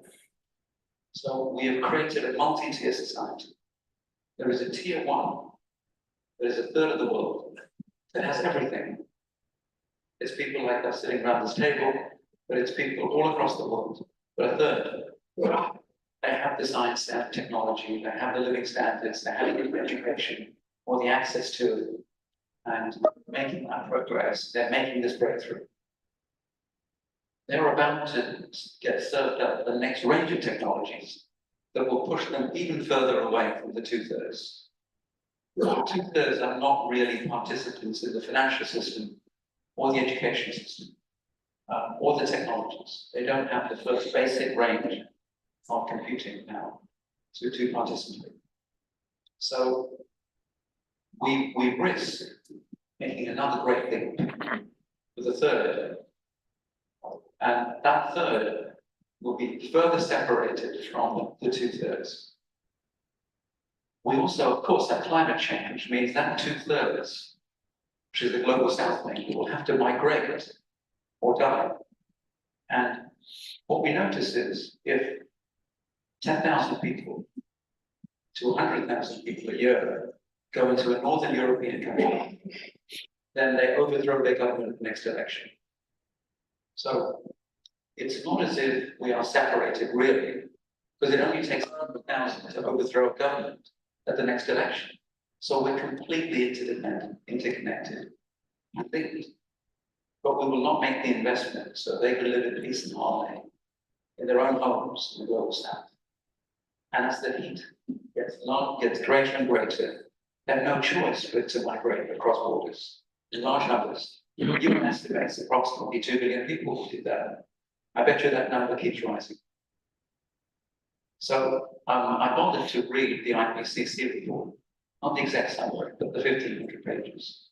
That is a very difficult document to actually read and absorb. But it tells you some very simple things, which is every industry will migrate across a border, either within a country or across borders. You might think it doesn't matter that it just goes across a border within a country. It really matters, because if farming no longer happens where it happens in the US, but it moves to the north, all those farmers will fight that to the end. And they will keep voting for a government that will fight to keep the farming where it is, but it won't stay there, because climate change will destroy the farming land in the south. So we have transitional changes in every country which is profound, which will destroy our way of life. What's interesting also when you read the report is there is a message which is hidden in there, which says that actually the south will die in large numbers, but the north won't. The reason we don't put that message out is because it doesn't feel right to put that message out. And why did I say it? I said it because the north doesn't have to die in large numbers to destroy their way of life. They've seen 100,000 people that come across the border to start to riot in the streets and protest and destroy their way of life. So we are nearly a quarter of a century into this century. And if one thing sticks out from 2024 is that we can convince ourselves of anything. We convince ourselves that it's okay to kill large numbers using AI and the best technology, even if they cannot fight back. And we keep doing that. So we as a species are really strange. We convince ourselves that it's okay to be brutal, to be harsh, to be uncompassionate. But at the same time, what I also found is we did our Force for Good work, and we started coming back to our initiatives with a subset of this group meeting in Big Tech Forum, Las Vegas, which is CES, the Computer Electronics Show, but it's 150,000 people or so meet, and they talk about the future of technology. A subset of us also met at EarthX, which is a massive gathering of people who want to save the Earth. And a subset of this group also met around the UN General Assembly to talk about the future, the summit of the future, and what it means to create a better future. And as a subset of this group also met at COP29. And we're meeting here. Now, if I look across all of that, what I saw was there is enormous energy to create solutions to not just what we're going to peace offensive. And we've heard about education, and we've heard about consciousness. And so there are solutions aplenty everywhere. Our question is only, how do we match solutions at scale to the countries that are missing out, or the peoples that are missing out? And so the last report, A Force for Good, was called Capital as a Force for Good. And our next report, launched in January, is Technology as a Force for Good. And common to both is we identified a series of solutions, 9 solutions, propelled by science and technology. 1 extra, which is the peace offensive, so 10, which if we launch, closes approximately 90% of the SDG gap. So our second big question is, what stops us launching these solutions? And it's interesting, what stops us is the people who have all the money in the world, the $650 trillion, have a mandate not to distribute that money to the poor. That sounds really strange, right? But it's true. It's your money, it's my money. It's pension money, it's insurance money, it's savings accounts. That money is not meant to go to the poor. It's meant to stay really safe. So that when you call on your pension, it's there. It's not meant to take the risk of going anywhere else. So where does it go? It goes to America. In the largest quantity, it goes into the American stock market. The American stock market, therefore, gives you a return, which we all consider to be a fair return, because it's not very risky. And in some years, that return is 10 or 12%. There are years where it's less, very few. So if you're patient, you make 10 or 12%. But there are years when it's 40% and 60%. So why would you put it anywhere else? There's no good reason. So what we did is we engaged with the people who have the solutions, the largest solutions. I'll pick a few, I'll pick one example. It's how do you get connectivity into Africa? And here's what we found. They said it costs between $1 billion and $10 billion to create a data center. That doesn't sound like a lot of money, but you can't recoup that return in any single country in Africa. So why don't you create a data center? It's not their job to do philanthropy in Africa to that tune of money. So what do you have to do? So we said, what do we have to do? And they said, very simple.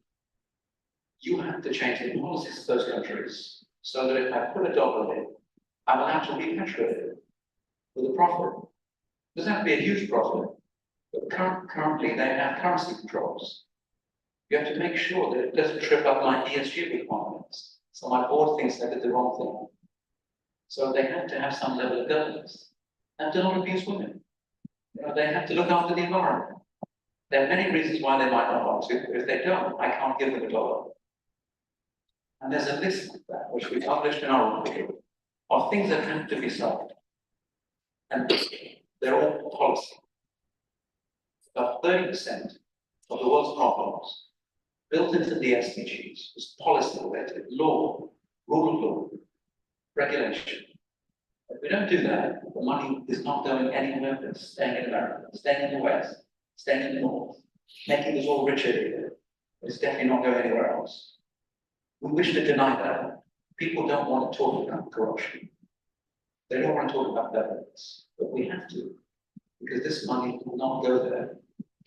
So what we did is we said, okay, if we want you to put a data center into Africa across 4 countries, let's say, a series of countries on which you could make a return. This is not one. You could group 3 or 4, East Africa, and you could recoup the cost of a data center. So we said, okay, so let's make a list of the rules that have to change. You know what you find? You can actually implement those rules because the UN has people who are expert at introducing law and regulation and governance. So we asked the question, what would it cost to put those rules into, let's say, the African Union right now, as they do their trade negotiation? You know, it would cost a few $100,000, maybe a few million. So we said to the companies, will you donate a few million for free, so you can invest $1 billion and make $1 billion too? We said, of course, $1 million is irrelevant. 5 million is irrelevant, 10 million is irrelevant. Of course they do. So here's what we discovered. There is a trade to be done. The trade is solutions for governance. That's the trade. It's a trade that we have not focused on. What we said is, why are these greedy people not giving us the money? There is no trade in that statement. There is a trade that says, I give you governance, pay for it, and you give me a market in which I can invest. So our next report, Tech as a Force for Good, says these 19 technologies, what are the 5 or 6 that are so profound and objective? And there are. What is stopping them getting rolled out? And what deal, trade, do we have to do between the people with the solutions and the people that need them? And if we did that trade, what is the value of these markets? 2/3 of the world. It's not trivial. Those markets that I just saw the data when we published in January, first week of January. Gary's on our board. The board will be very rigorous making sure we have the stakes we want. We think those markets are worth something like $15 to $20 trillion. Are profitable. They're profitable investments. But only if we solve the governance. Otherwise, they're philanthropy. No one's giving $15 or $20 trillion to philanthropy. So they have to become markets. What we confuse is need and opportunity. So we're always saying there's a need. The money doesn't care about the need. It's not its job to care about the need. It has to care about opportunity. And that translation is completely possible. So 3 things we're doing. We want data centers rolled out at scale. The tech industry can do it. They need to strike a deal on governance with countries that don't have the right governance. We want to do that across the world. So data centers get rolled out. If they do, people have connectivity in AI. That means they can leapfrog in education. Because this next generation of AI is that smart. Second thing we have focused on is financial inclusion. You don't even get to start unless you have a bank account, for which you need an identity. So we found a piece of technology which we've spoken about before at this board, which is in India, and it can be rolled out across the world. And we spent some time with the Indian government to ask whether they would roll this technology out, give it for free, donate it. And they agreed they would. And last year at the UN EcoSoc chamber, we built a chamber with diplomats, business people and so on, and educators and so on. And the Indian government made an offer to the rest of the world to give it for free. And it's only been a few months, maybe a year, but 8 countries have signed up, 13 countries are in the pipeline.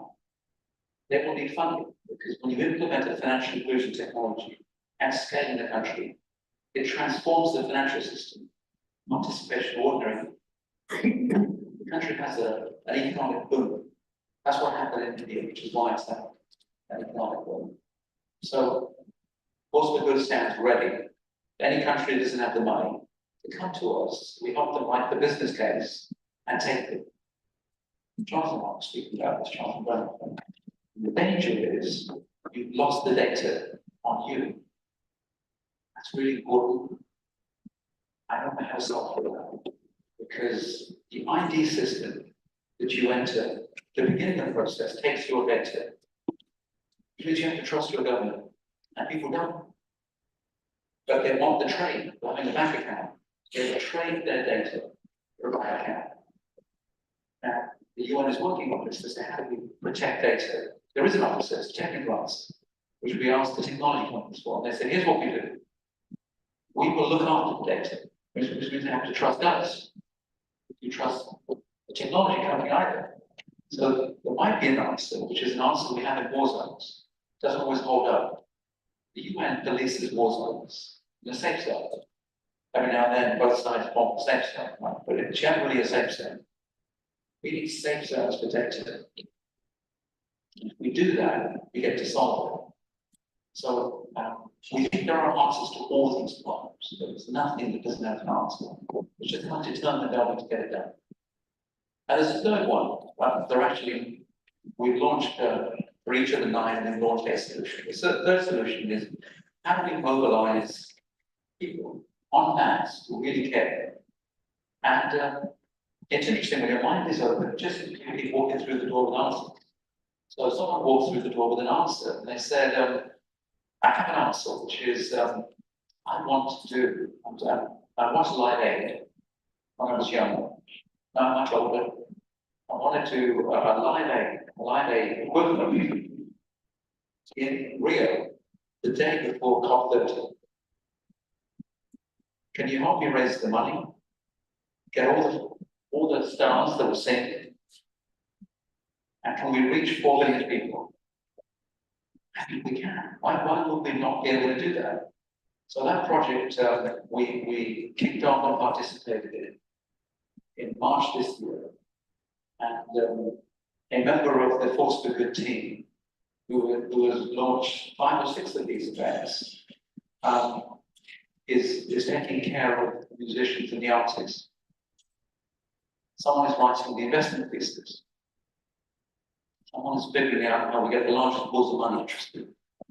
So it's doable. You find that it's doable. Now, what would make it really wonderful? Wouldn't it be wonderful if on that day it wasn't 4 billion, but it was 8 billion, and the technology companies and the tech companies made sure that every small village, every remote place had a device, and every war stopped that day. Should that be doable? Of course it should. It's a day. We don't kill each other. Of course it's doable. We just need the will to do it. So it's completely doable. It needs a message to deliver that. So, and go on. There are many solutions to all these problems.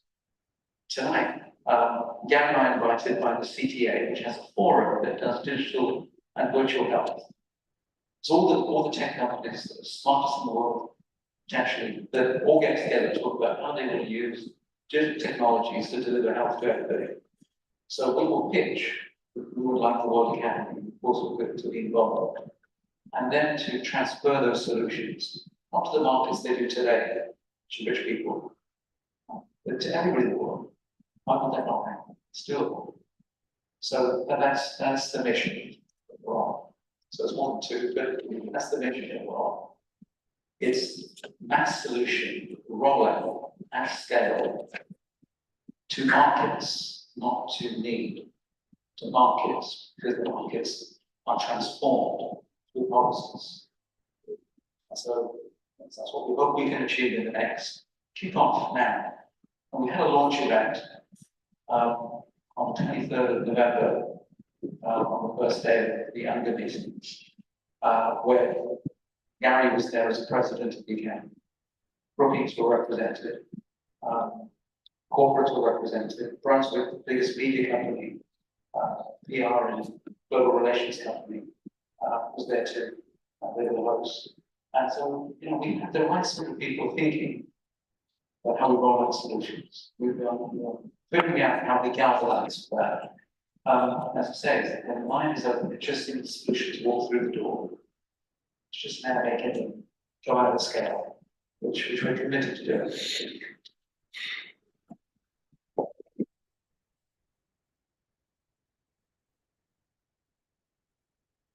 Thank you very much. It's a fantastic plenary for solving this problem. I would like to give you an example from Europe. So you've seen that in Europe we had these waves of extension, and we had like Greece at one point was accepted in the EU, and EU started the same type of policy, giving money, funds for governance, for harmonization of governance. At one point, the Greeks were against, they went bankrupt, and there were many problems. Poland was almost in the same situation. It was a huge amount of funds that was thrown in Poland, and suddenly Polish governments went against EU trying to rebalance this issue. The same with Hungary. And now we have Romania. Let me tell you a little bit about Romania, because... And then, just very briefly, Yeah, because we're running out of time. So, in the case of Romania, usually we say, in the process of accession since 2007, Romania gained more than 60 billion euros as support from Brussels, money for governance. So, in principle, it was a net gain. But a detailed analysis made by the National Bank 1 month ago revealed that in reality, Romania lost 450 billion euros in this process of accession. So the idea of having this kind of, let's say, policies are centered on the one who has the money for shaping the governance on the way that the owner of the money is looking for. On the other side, we have a reality in which that economy, the Romanian economy in '89, was a full-fledged economy, and it was very competitive up to a certain level. So what happened in these 30 years? Why it is now a problem? We have a huge debt in our balance, and many problems, even unsolved policy problems. So from that perspective, what I think, I fully agree with the aspects of internalization of externalities, because this is the key problem in this. We have many externalities, like we have the floods of migration. These are externalities that have been not taken into consideration, and the Westerners, they have to understand how to integrate these externalities in their, let's say, accounts. But on the other side, in order to have a sustainability, we should not have, let's say, how can I say, reference system of governance, and to bring all the other South or other countries through that system of governance, but to identify those kind of governance sets that are suited for the local needs. Sorry. Thank you. I was just going to say, one of the things that is a cornerstone of how we think policy transfer has to happen is it cannot be dictated by the people who write the check. It has to go to the colonials. Otherwise, we're just perpetrating another colonialism on the board. So, yeah. I know. Half an hour to lunch and some very important things to be said. This is very important, and your comment was very relevant, and I didn't want to curtail it, but this merits a full day or a 3-day discussion, and I'm glad you put it on the agenda. What I wanted, the purpose of this presentation was to communicate to everybody the line on which we're working with our partners. And in the decision we made a year ago, we're going from thought to action and impact. The UN, what Catan did not say was, he mentioned that we need the UN intermediaries. What he didn't say is, it's got the 2 largest UN agencies saying we want to partner with you to do this and play this role. And they have come forward and said, if I'm speaking without, that nobody else seems to have the answer that you have. We need this, and this is really the role the UN should play, for exactly the reason you said and Katan mentioned. I just like to, we have a big agenda this week, and it's a small part of the real agenda that's much wider than education. But I just wanted to summarize why I was very eager for Katan to share his thoughts. At least half of the members of the board of Force for Good are fellows of the Academy. At least, I think, 4 or 5 of them are on the board of the Academy. Force for Good is a strategic partner, research partner. And I think if we look at the future of the Academy, this is a model for us. We're working with very talented, brilliant people in business who are really dedicated to achieving the goals that we have in mind. And really smart people, wonderful people. The idea of the Academy, if we want impact, our membership has to involve all the talented people who are committed to the central goal of the Academy, which is, what was it from year 1 in 1960? An agency for social welfare. We call it now an agency for human security everywhere. We have to be able to round out our membership to give us all the expertise, all the commitment necessary to do this in life. And what I've seen is the skills that Katan is bringing in. He mentioned the campaign on COP30. He's talking about raising a phenomenal amount of money.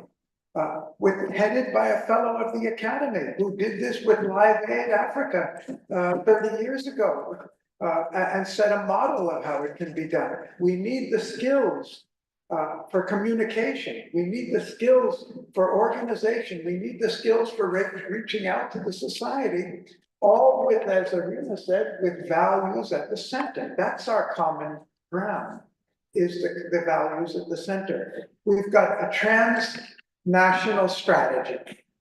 What he's presented is to reach those who need it anywhere in the world.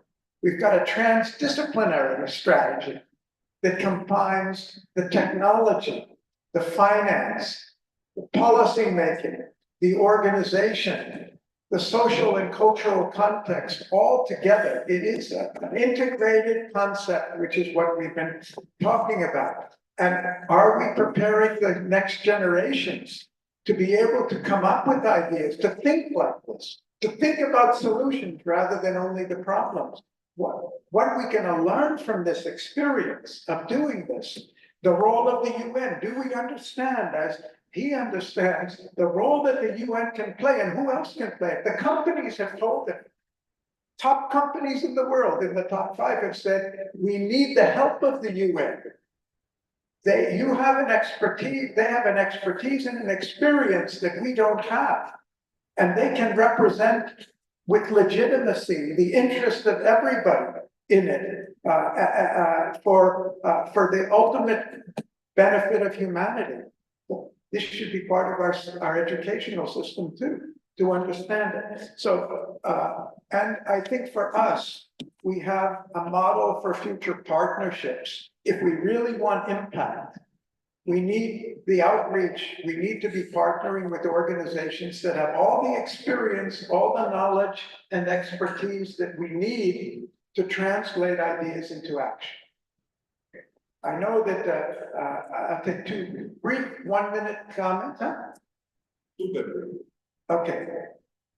And then I'll go to say super brief. a word, yeah. 2 words. Yeah, no, thanks, Ketan, for his presentation. Thanks, Gary, for his very important remarks. You know, there is something called International Day of Peace. There are tranquility days, all promoted by the UN in different countries. But, you know, there are safe areas. You do remember the story of the safe areas like Srebrenica and so on. Well, what does it mean? It means they don't hold. All these ceasefires, all these initiatives, you know, they valid on the spur of the moment, and then they vanish. We go back to the, so what it is, I think that we all agree, is to develop a culture of peace. If we do not develop a culture of peace, it's not the one initiative a year that is going to solve the problem. If we don't work with local populations, you know, education for peace, if we don't work with a vision ahead, the vision statement of the alma mater, we don't achieve peace. This is what I wanted to say, and Gary completed this, what I wanted to say already. Thank you. Alberto, last comment. Well, congratulations, Dan. This is great. Not only that, I think what we do here is probably going to become an historical contribution to promote change in sustainability on all level, but also here on our World Academy and in the World University Consortium. Just to give you an idea, we have the Trauma-Informed Care Project. We have already the knowledge, the expertise of doing and teaching them. Also, we do it for free, not only to prevent trauma or to help effectively trauma survivors, but to have a trauma-informed school, to have a trauma-informed business, a trauma-informed city, a trauma-informed nation. These are not the projects that you're joking, already, not so many, but realities. And we know what to do, how to do, and how to teach. So, also here, you could think that if we work intersectorially, we have an enormous capacity that, for example, on our side, we built in, as you probably know, a chatbot in English first to give this away for free, which is a way to lower barrier. So if we put all together the knowledge, the institution, and have a leadership like the Force for Good, which is amazing. I mean, I don't know how you do it. I'm a little envious how good you can manage to coordinate this. Also, we have so much to offer, not that this is the truth, but that's facilitating process and being at the service of organization, without, construing change together. So thank you very much to you and everybody that is working on the field. Thank you. We have actually 4 more projects to present, which would mean we would miss half of our lunch. Ralph, what I'm gonna, the last one is why we're all here, and that is the future of education. And I'm going to take the liberty of postponing that because we're going to have 2.5 days to find the place to present it. And for the board and for WUC, for all of you, you're invited to the sessions where we'll come back to that one.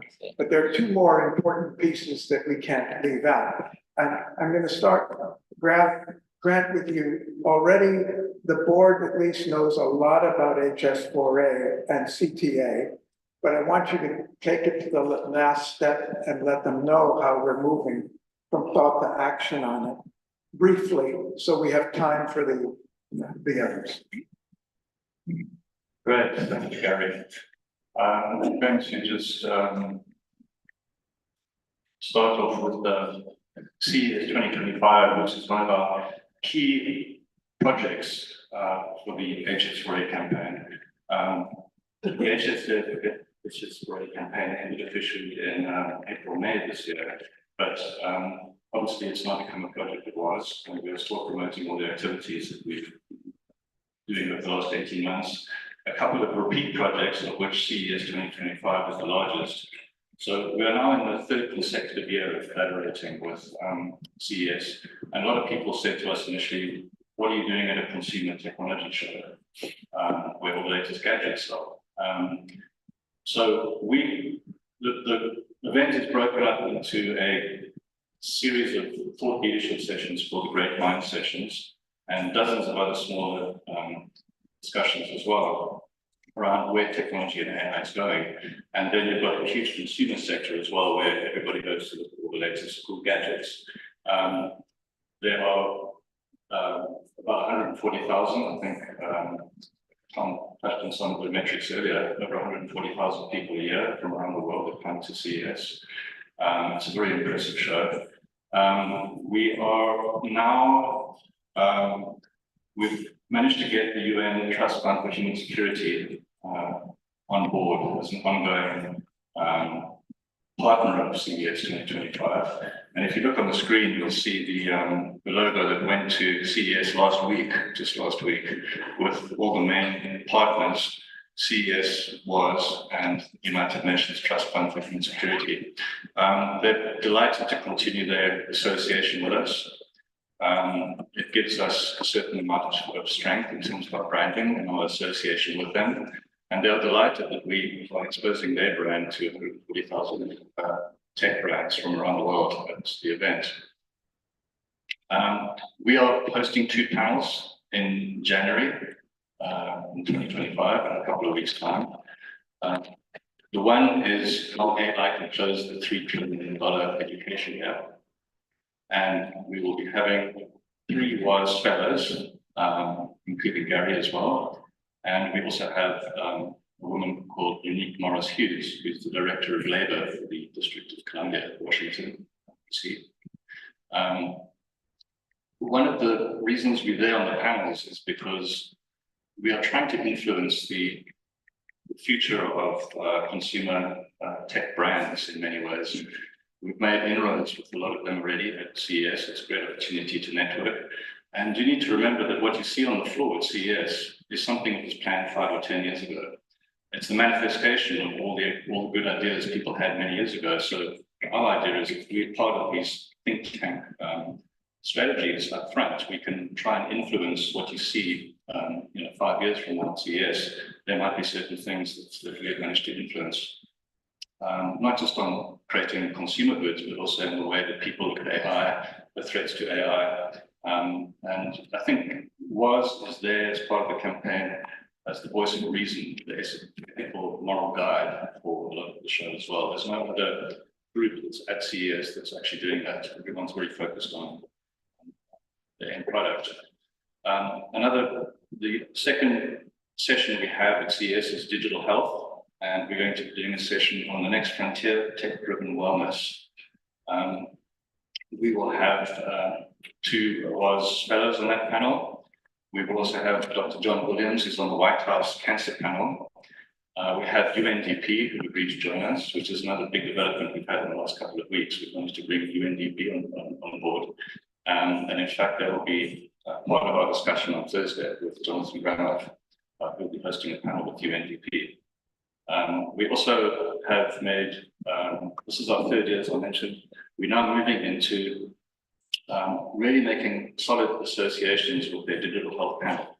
So within CES, it's a very prestigious, powerful panel that influences the industry. And we have somebody, Nan Hui Gong, who's the founder and CEO of Figure 8. She works with MIT scientists to better diagnose injuries. Very innovative company. And we are going to be, as Tom mentioned earlier, there's a call that Gary and the rest of the team had this evening, digital health panel or committee within CES. If you look at the screen, we can see 3 notable people we had in 2024, January this year. We had Amandeep Singh Gill, who's the UN Special Tech and worked for the Secretary General, who joined us. We had Stedman Graham, on the top right, who's Oprah Winfrey's partner. We had a little bit of a celebrity join us in January. And then we had Megan Lee, on the bottom right there, who's the CEO of Panasonic North America. And I'll be speaking with Panasonic again in a week's time. They are very keen to be associated with WAAS in some way. And we're looking at how we can possibly look at some kind of fundraising, donation, commercial overlap. One of the ideas is to get a team of WAAS specialists together that could advise Panasonic on a particular issue, the social impact issue they're trying to resolve. So that's a whole new exciting avenue that we could be starting to look at for WAAS.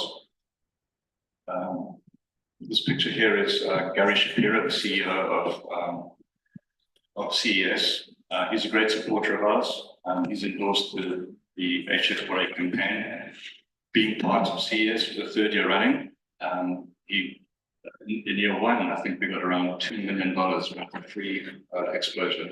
If an ad agency had to pay for what we got in year one, I think it would be around $2.5 million. So that by far they've been our biggest supporter in kind in terms of the support they've given us. Just to give you an idea of the exposure that WAAS and HS4A have at the event, there are 140,000 people, as I mentioned, of which 40% are international attendees.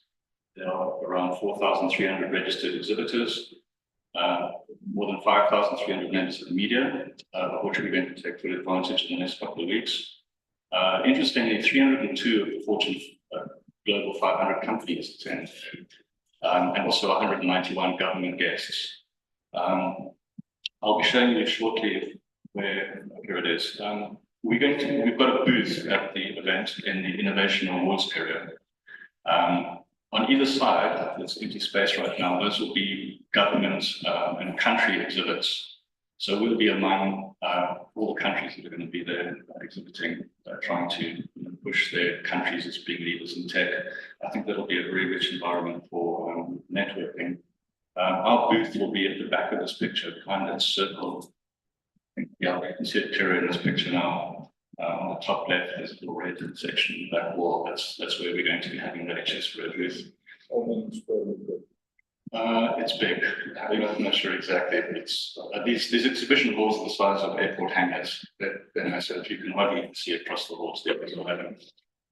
So we're in a very prestigious space. And then just on the innovation, here's a picture of our booth from January. We get a filming area where we did interviews. We interviewed the panelists we've invited. We find opportunistic interviews with people that are walking by, industry leaders. And we obviously ask them questions related to WAAS's mission, HS4A human security. We don't let them talk about their products too much. We want to hear what we're going to do to save the world and create real solutions for humanity. The Innovation Awards is a great development. We started in year one, where CES said to us they wanted to add a human security for all category onto the, I think, 25 other categories that they currently have. It was the first time that they had a human rights type category. The rest were purely based on the merits of the gadgets they were producing in certain online services. We started, I think, with 9 people who submitted in year one. This year we had 40 people, 40 brands who submitted their products for consideration. Walt Stinson and his WAAS fellow and myself were judges. This year I also reached out to, I think, half a dozen of the WAAS fellows to ask if they would be judges too. Part of our strategy is to try and include more fellows beyond the fellows that are usually the prime suspects when it comes to volunteering. There's a core group, but we're trying to get more fellows involved. And I think we had 3 WAAS fellows who were judges as well for the awards. So we had 14 winners of that human security category come out of the 40 people who submitted. And we will be given the access to this year's press list, which numbers at 5,000. And we'll be pushing out requests for interviews and highlighting the fact that we have 14 human security winners this year. The screen's very small, but here are 3 examples of some of the human security winners. They range from wheelchair assisting technology, instant disaster deployment structures, modules on the left-hand side. And on the right side, very interestingly, online education system which doesn't need Wi-Fi. I haven't looked into it closely how it works, but it's we have some great education as part of our winners. That's the screen grab from the CES website. They're promoting us everywhere. They'll be doing press releases. These are the column wraps. These will go around the pillars of the event. So we'll have the WAAS logo, that's a bit small on the left-hand side on HS4A, along with human security units and CES. So once again, these will be displayed throughout the venue, across all the exhibition halls. And then lastly, this is the VIP tour, which I'm planning this year as well. We took Amandeep Singh Gill, the UN tech envoy, on this tour as well. And he was completely blown away because he spends all day talking about policy and hypothetically how it might apply to the world. And at CES, you actually see how it does get applied to the world in a real way. And I think, as I said earlier, it's around CES is a manifestation of the big ideas that happened a few years before. And so once again, we'll be there to try and guide the conversation towards a brighter, better future with technology and AI. May I have a word about this innovation award? Yeah, no, because I've been a judge this year of this innovation award, and I think it's very interesting the way they conceptualized human security. It's very brief and it's very effective. And they managed to transmit the message in clear terms to the industry in general. So this is why it came out that the products that they are proposing or they are developing, in any case, because those are just concepts, you know, of those modules or those educational models, they're really something that responds to the human security concerns that we do have. So they translated that in effective products or possible products.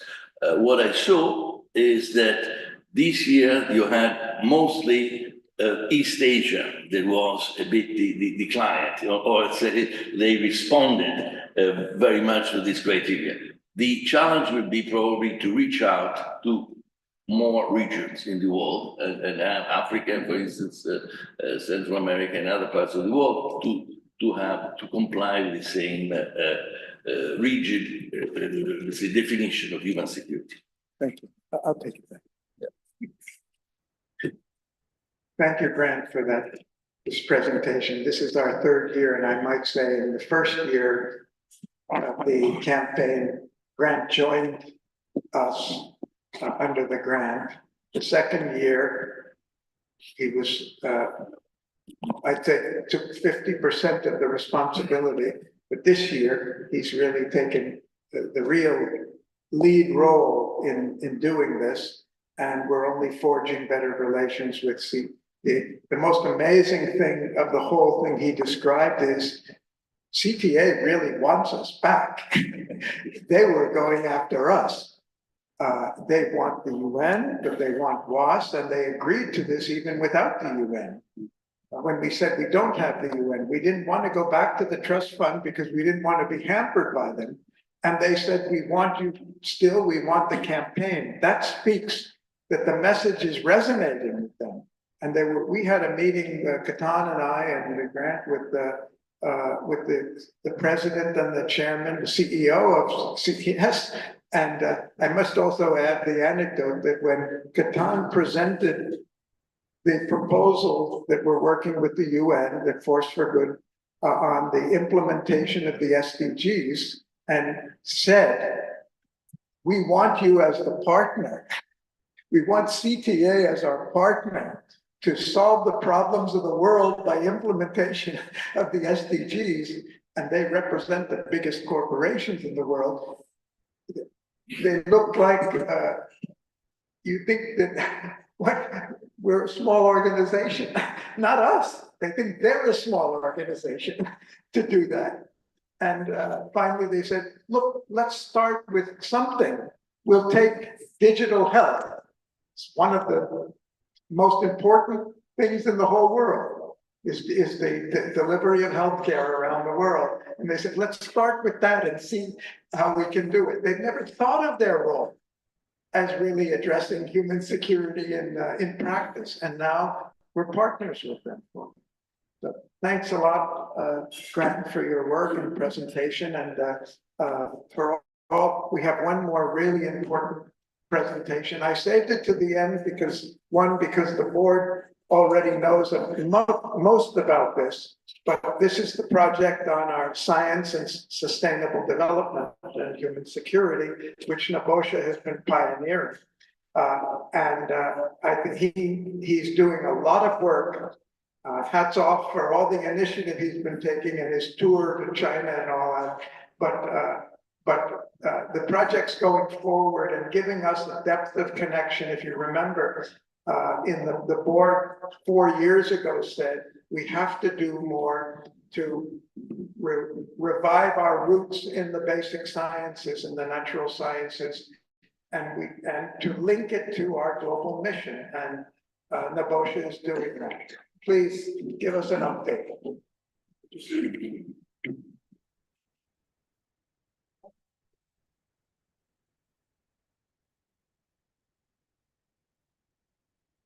Thank you, Gary.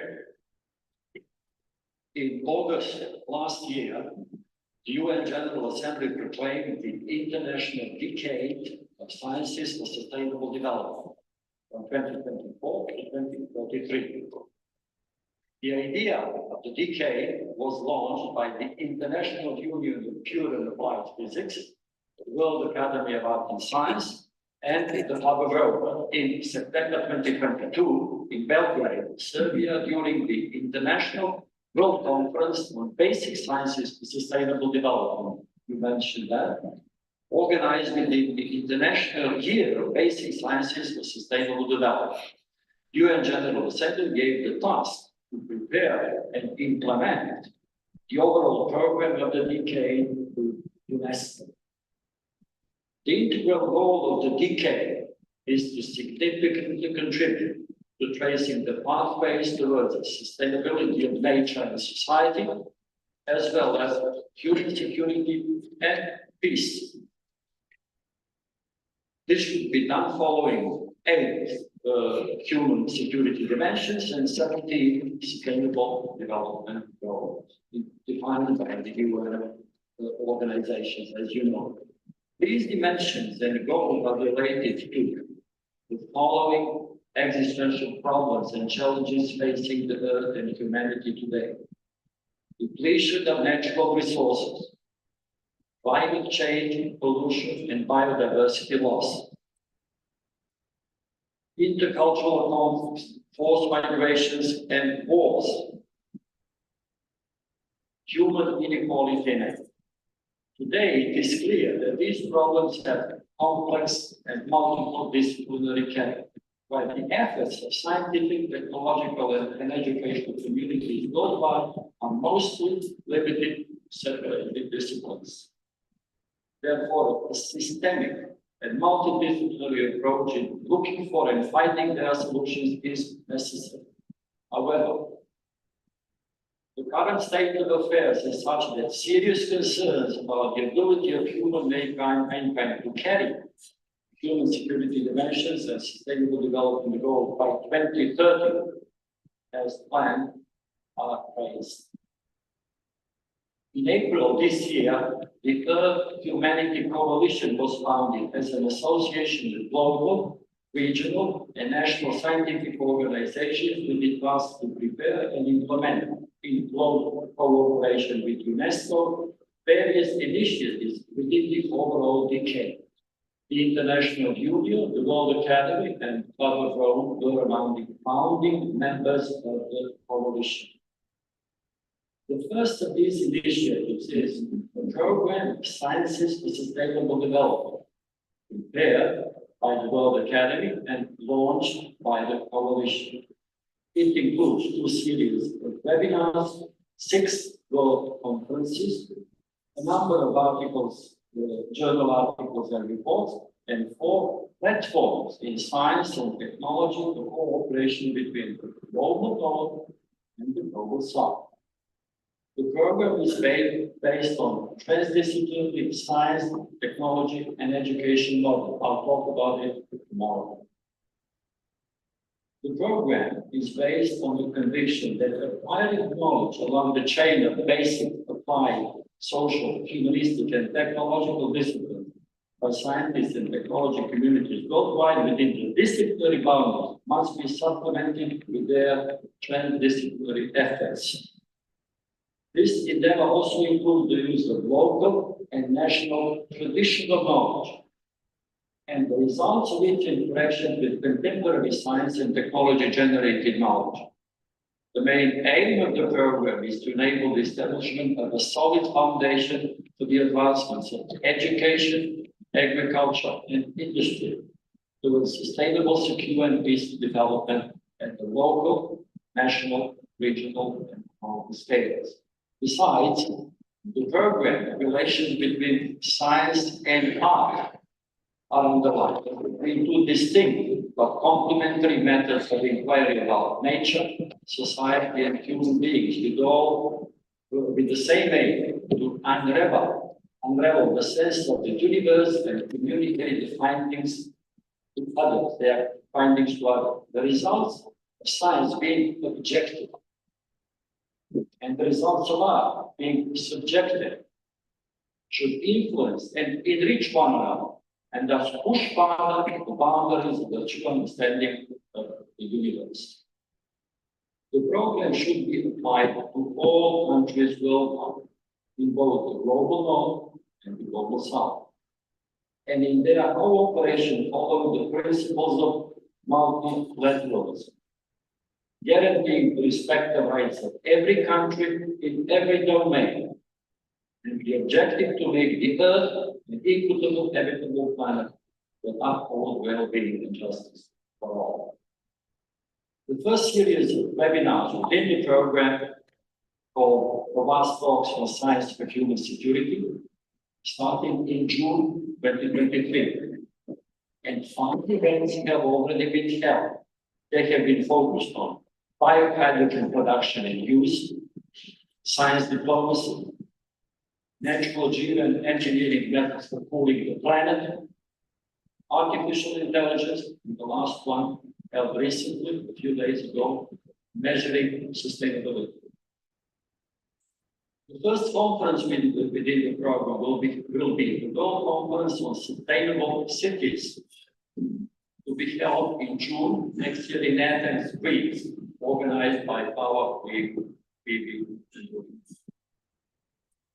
The primary objectives are to discuss the importance of urban sustainability and the concept of sustainable cities, to highlight the current financial gaps in the transition to sustainable cities, to explore the innovative financing mechanisms and strategies to bridge these gaps, to share relevant best successful case studies and practices in the field coming around the world, to facilitate dialogues among interesting stakeholders, being researchers, urban planners, community leaders, policymakers, and investors. The second conference within the program will be the World Conference on Science and Art, to be held in September next year in Belgrade, Serbia. The speakers in the event will be prominent individuals acting in different science and art disciplines and coming from different parts of the world. We shall cover all science disciplines and all art disciplines. The objectives of the event are to listen to the distinguished speakers, induce fruitful interactions among them that would not be easy, believe me, and deduce from all that some conclusions on sustainable, secure, and peaceful development to be presented to various policymakers and other science and art stakeholders at all scales. And the third conference within the program, I'm talking about next year only, should be the World Conference on Big Science Accelerators, Basic Sciences and Applied Technologies, to be held in the second quarter of 2026 in Beijing, China. The speakers at the event would come from large global, regional, and national scientific and educational organizations operating in the fields of science with charged particle accelerators and accelerator technologies. The event would include a section on education in this field, and a large industrial exhibition involving companies from all around the world experiencing in development and application of accelerator technologies. The other events within the program will come after that in 2026, 2027, and so on until 2030. Thank you.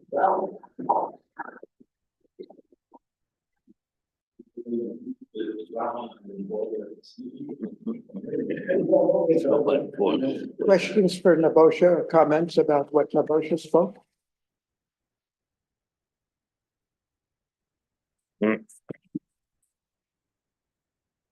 Thank you for this excellent presentation. It is very encouraging that we have so much focus on the role of science and art. I was reflecting as I was listening to the conferences planned on the fact that according to the most recent Nobel Science, the nature of reality is consciousness.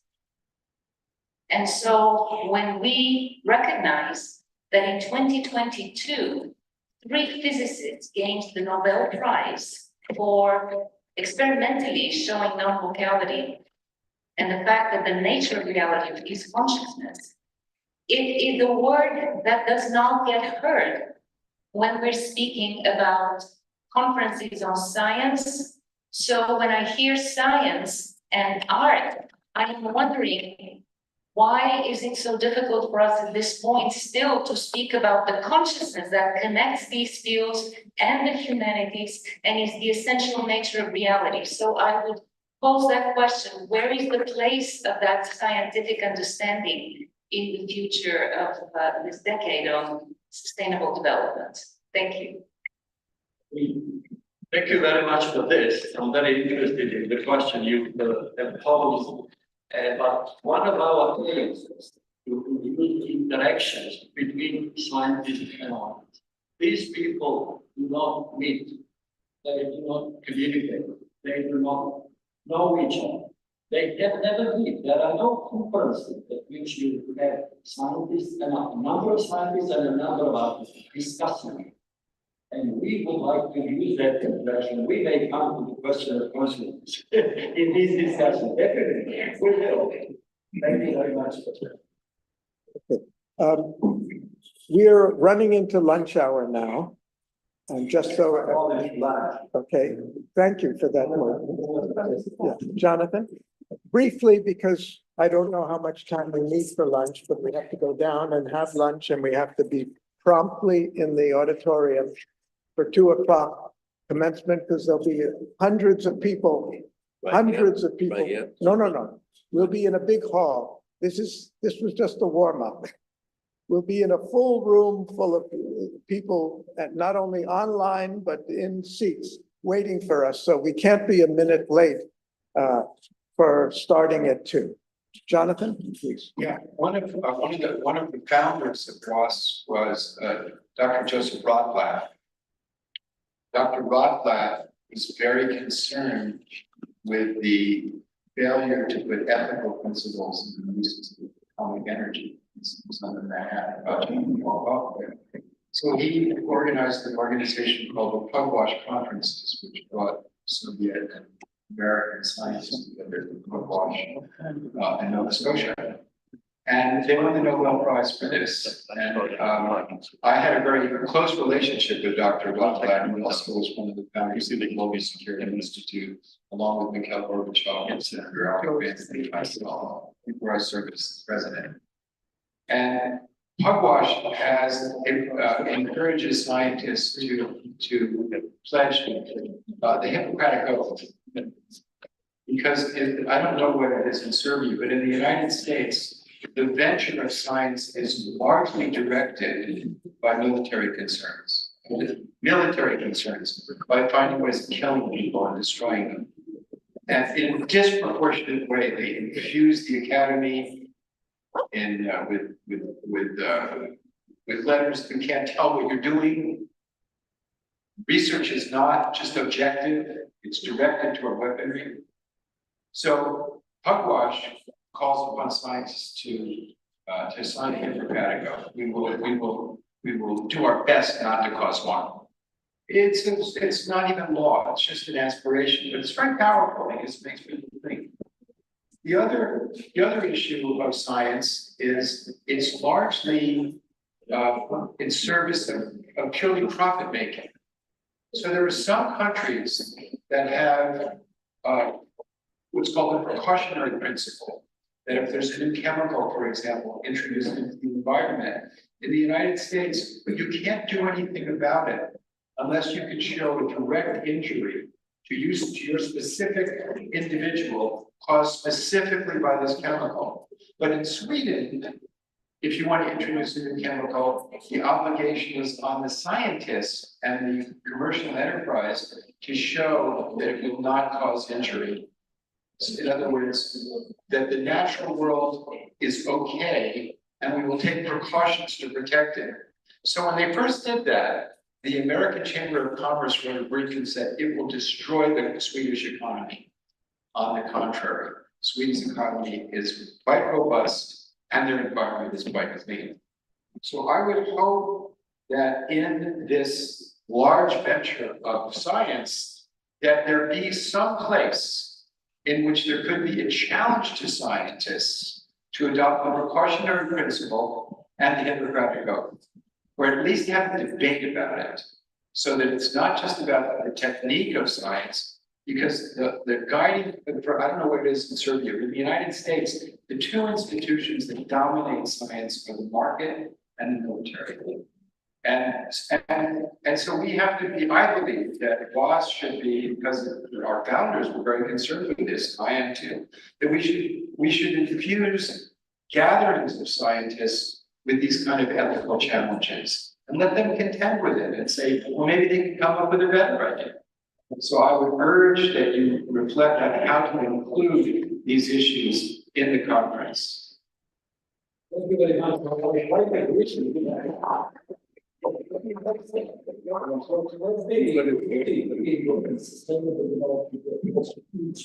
No, it's not.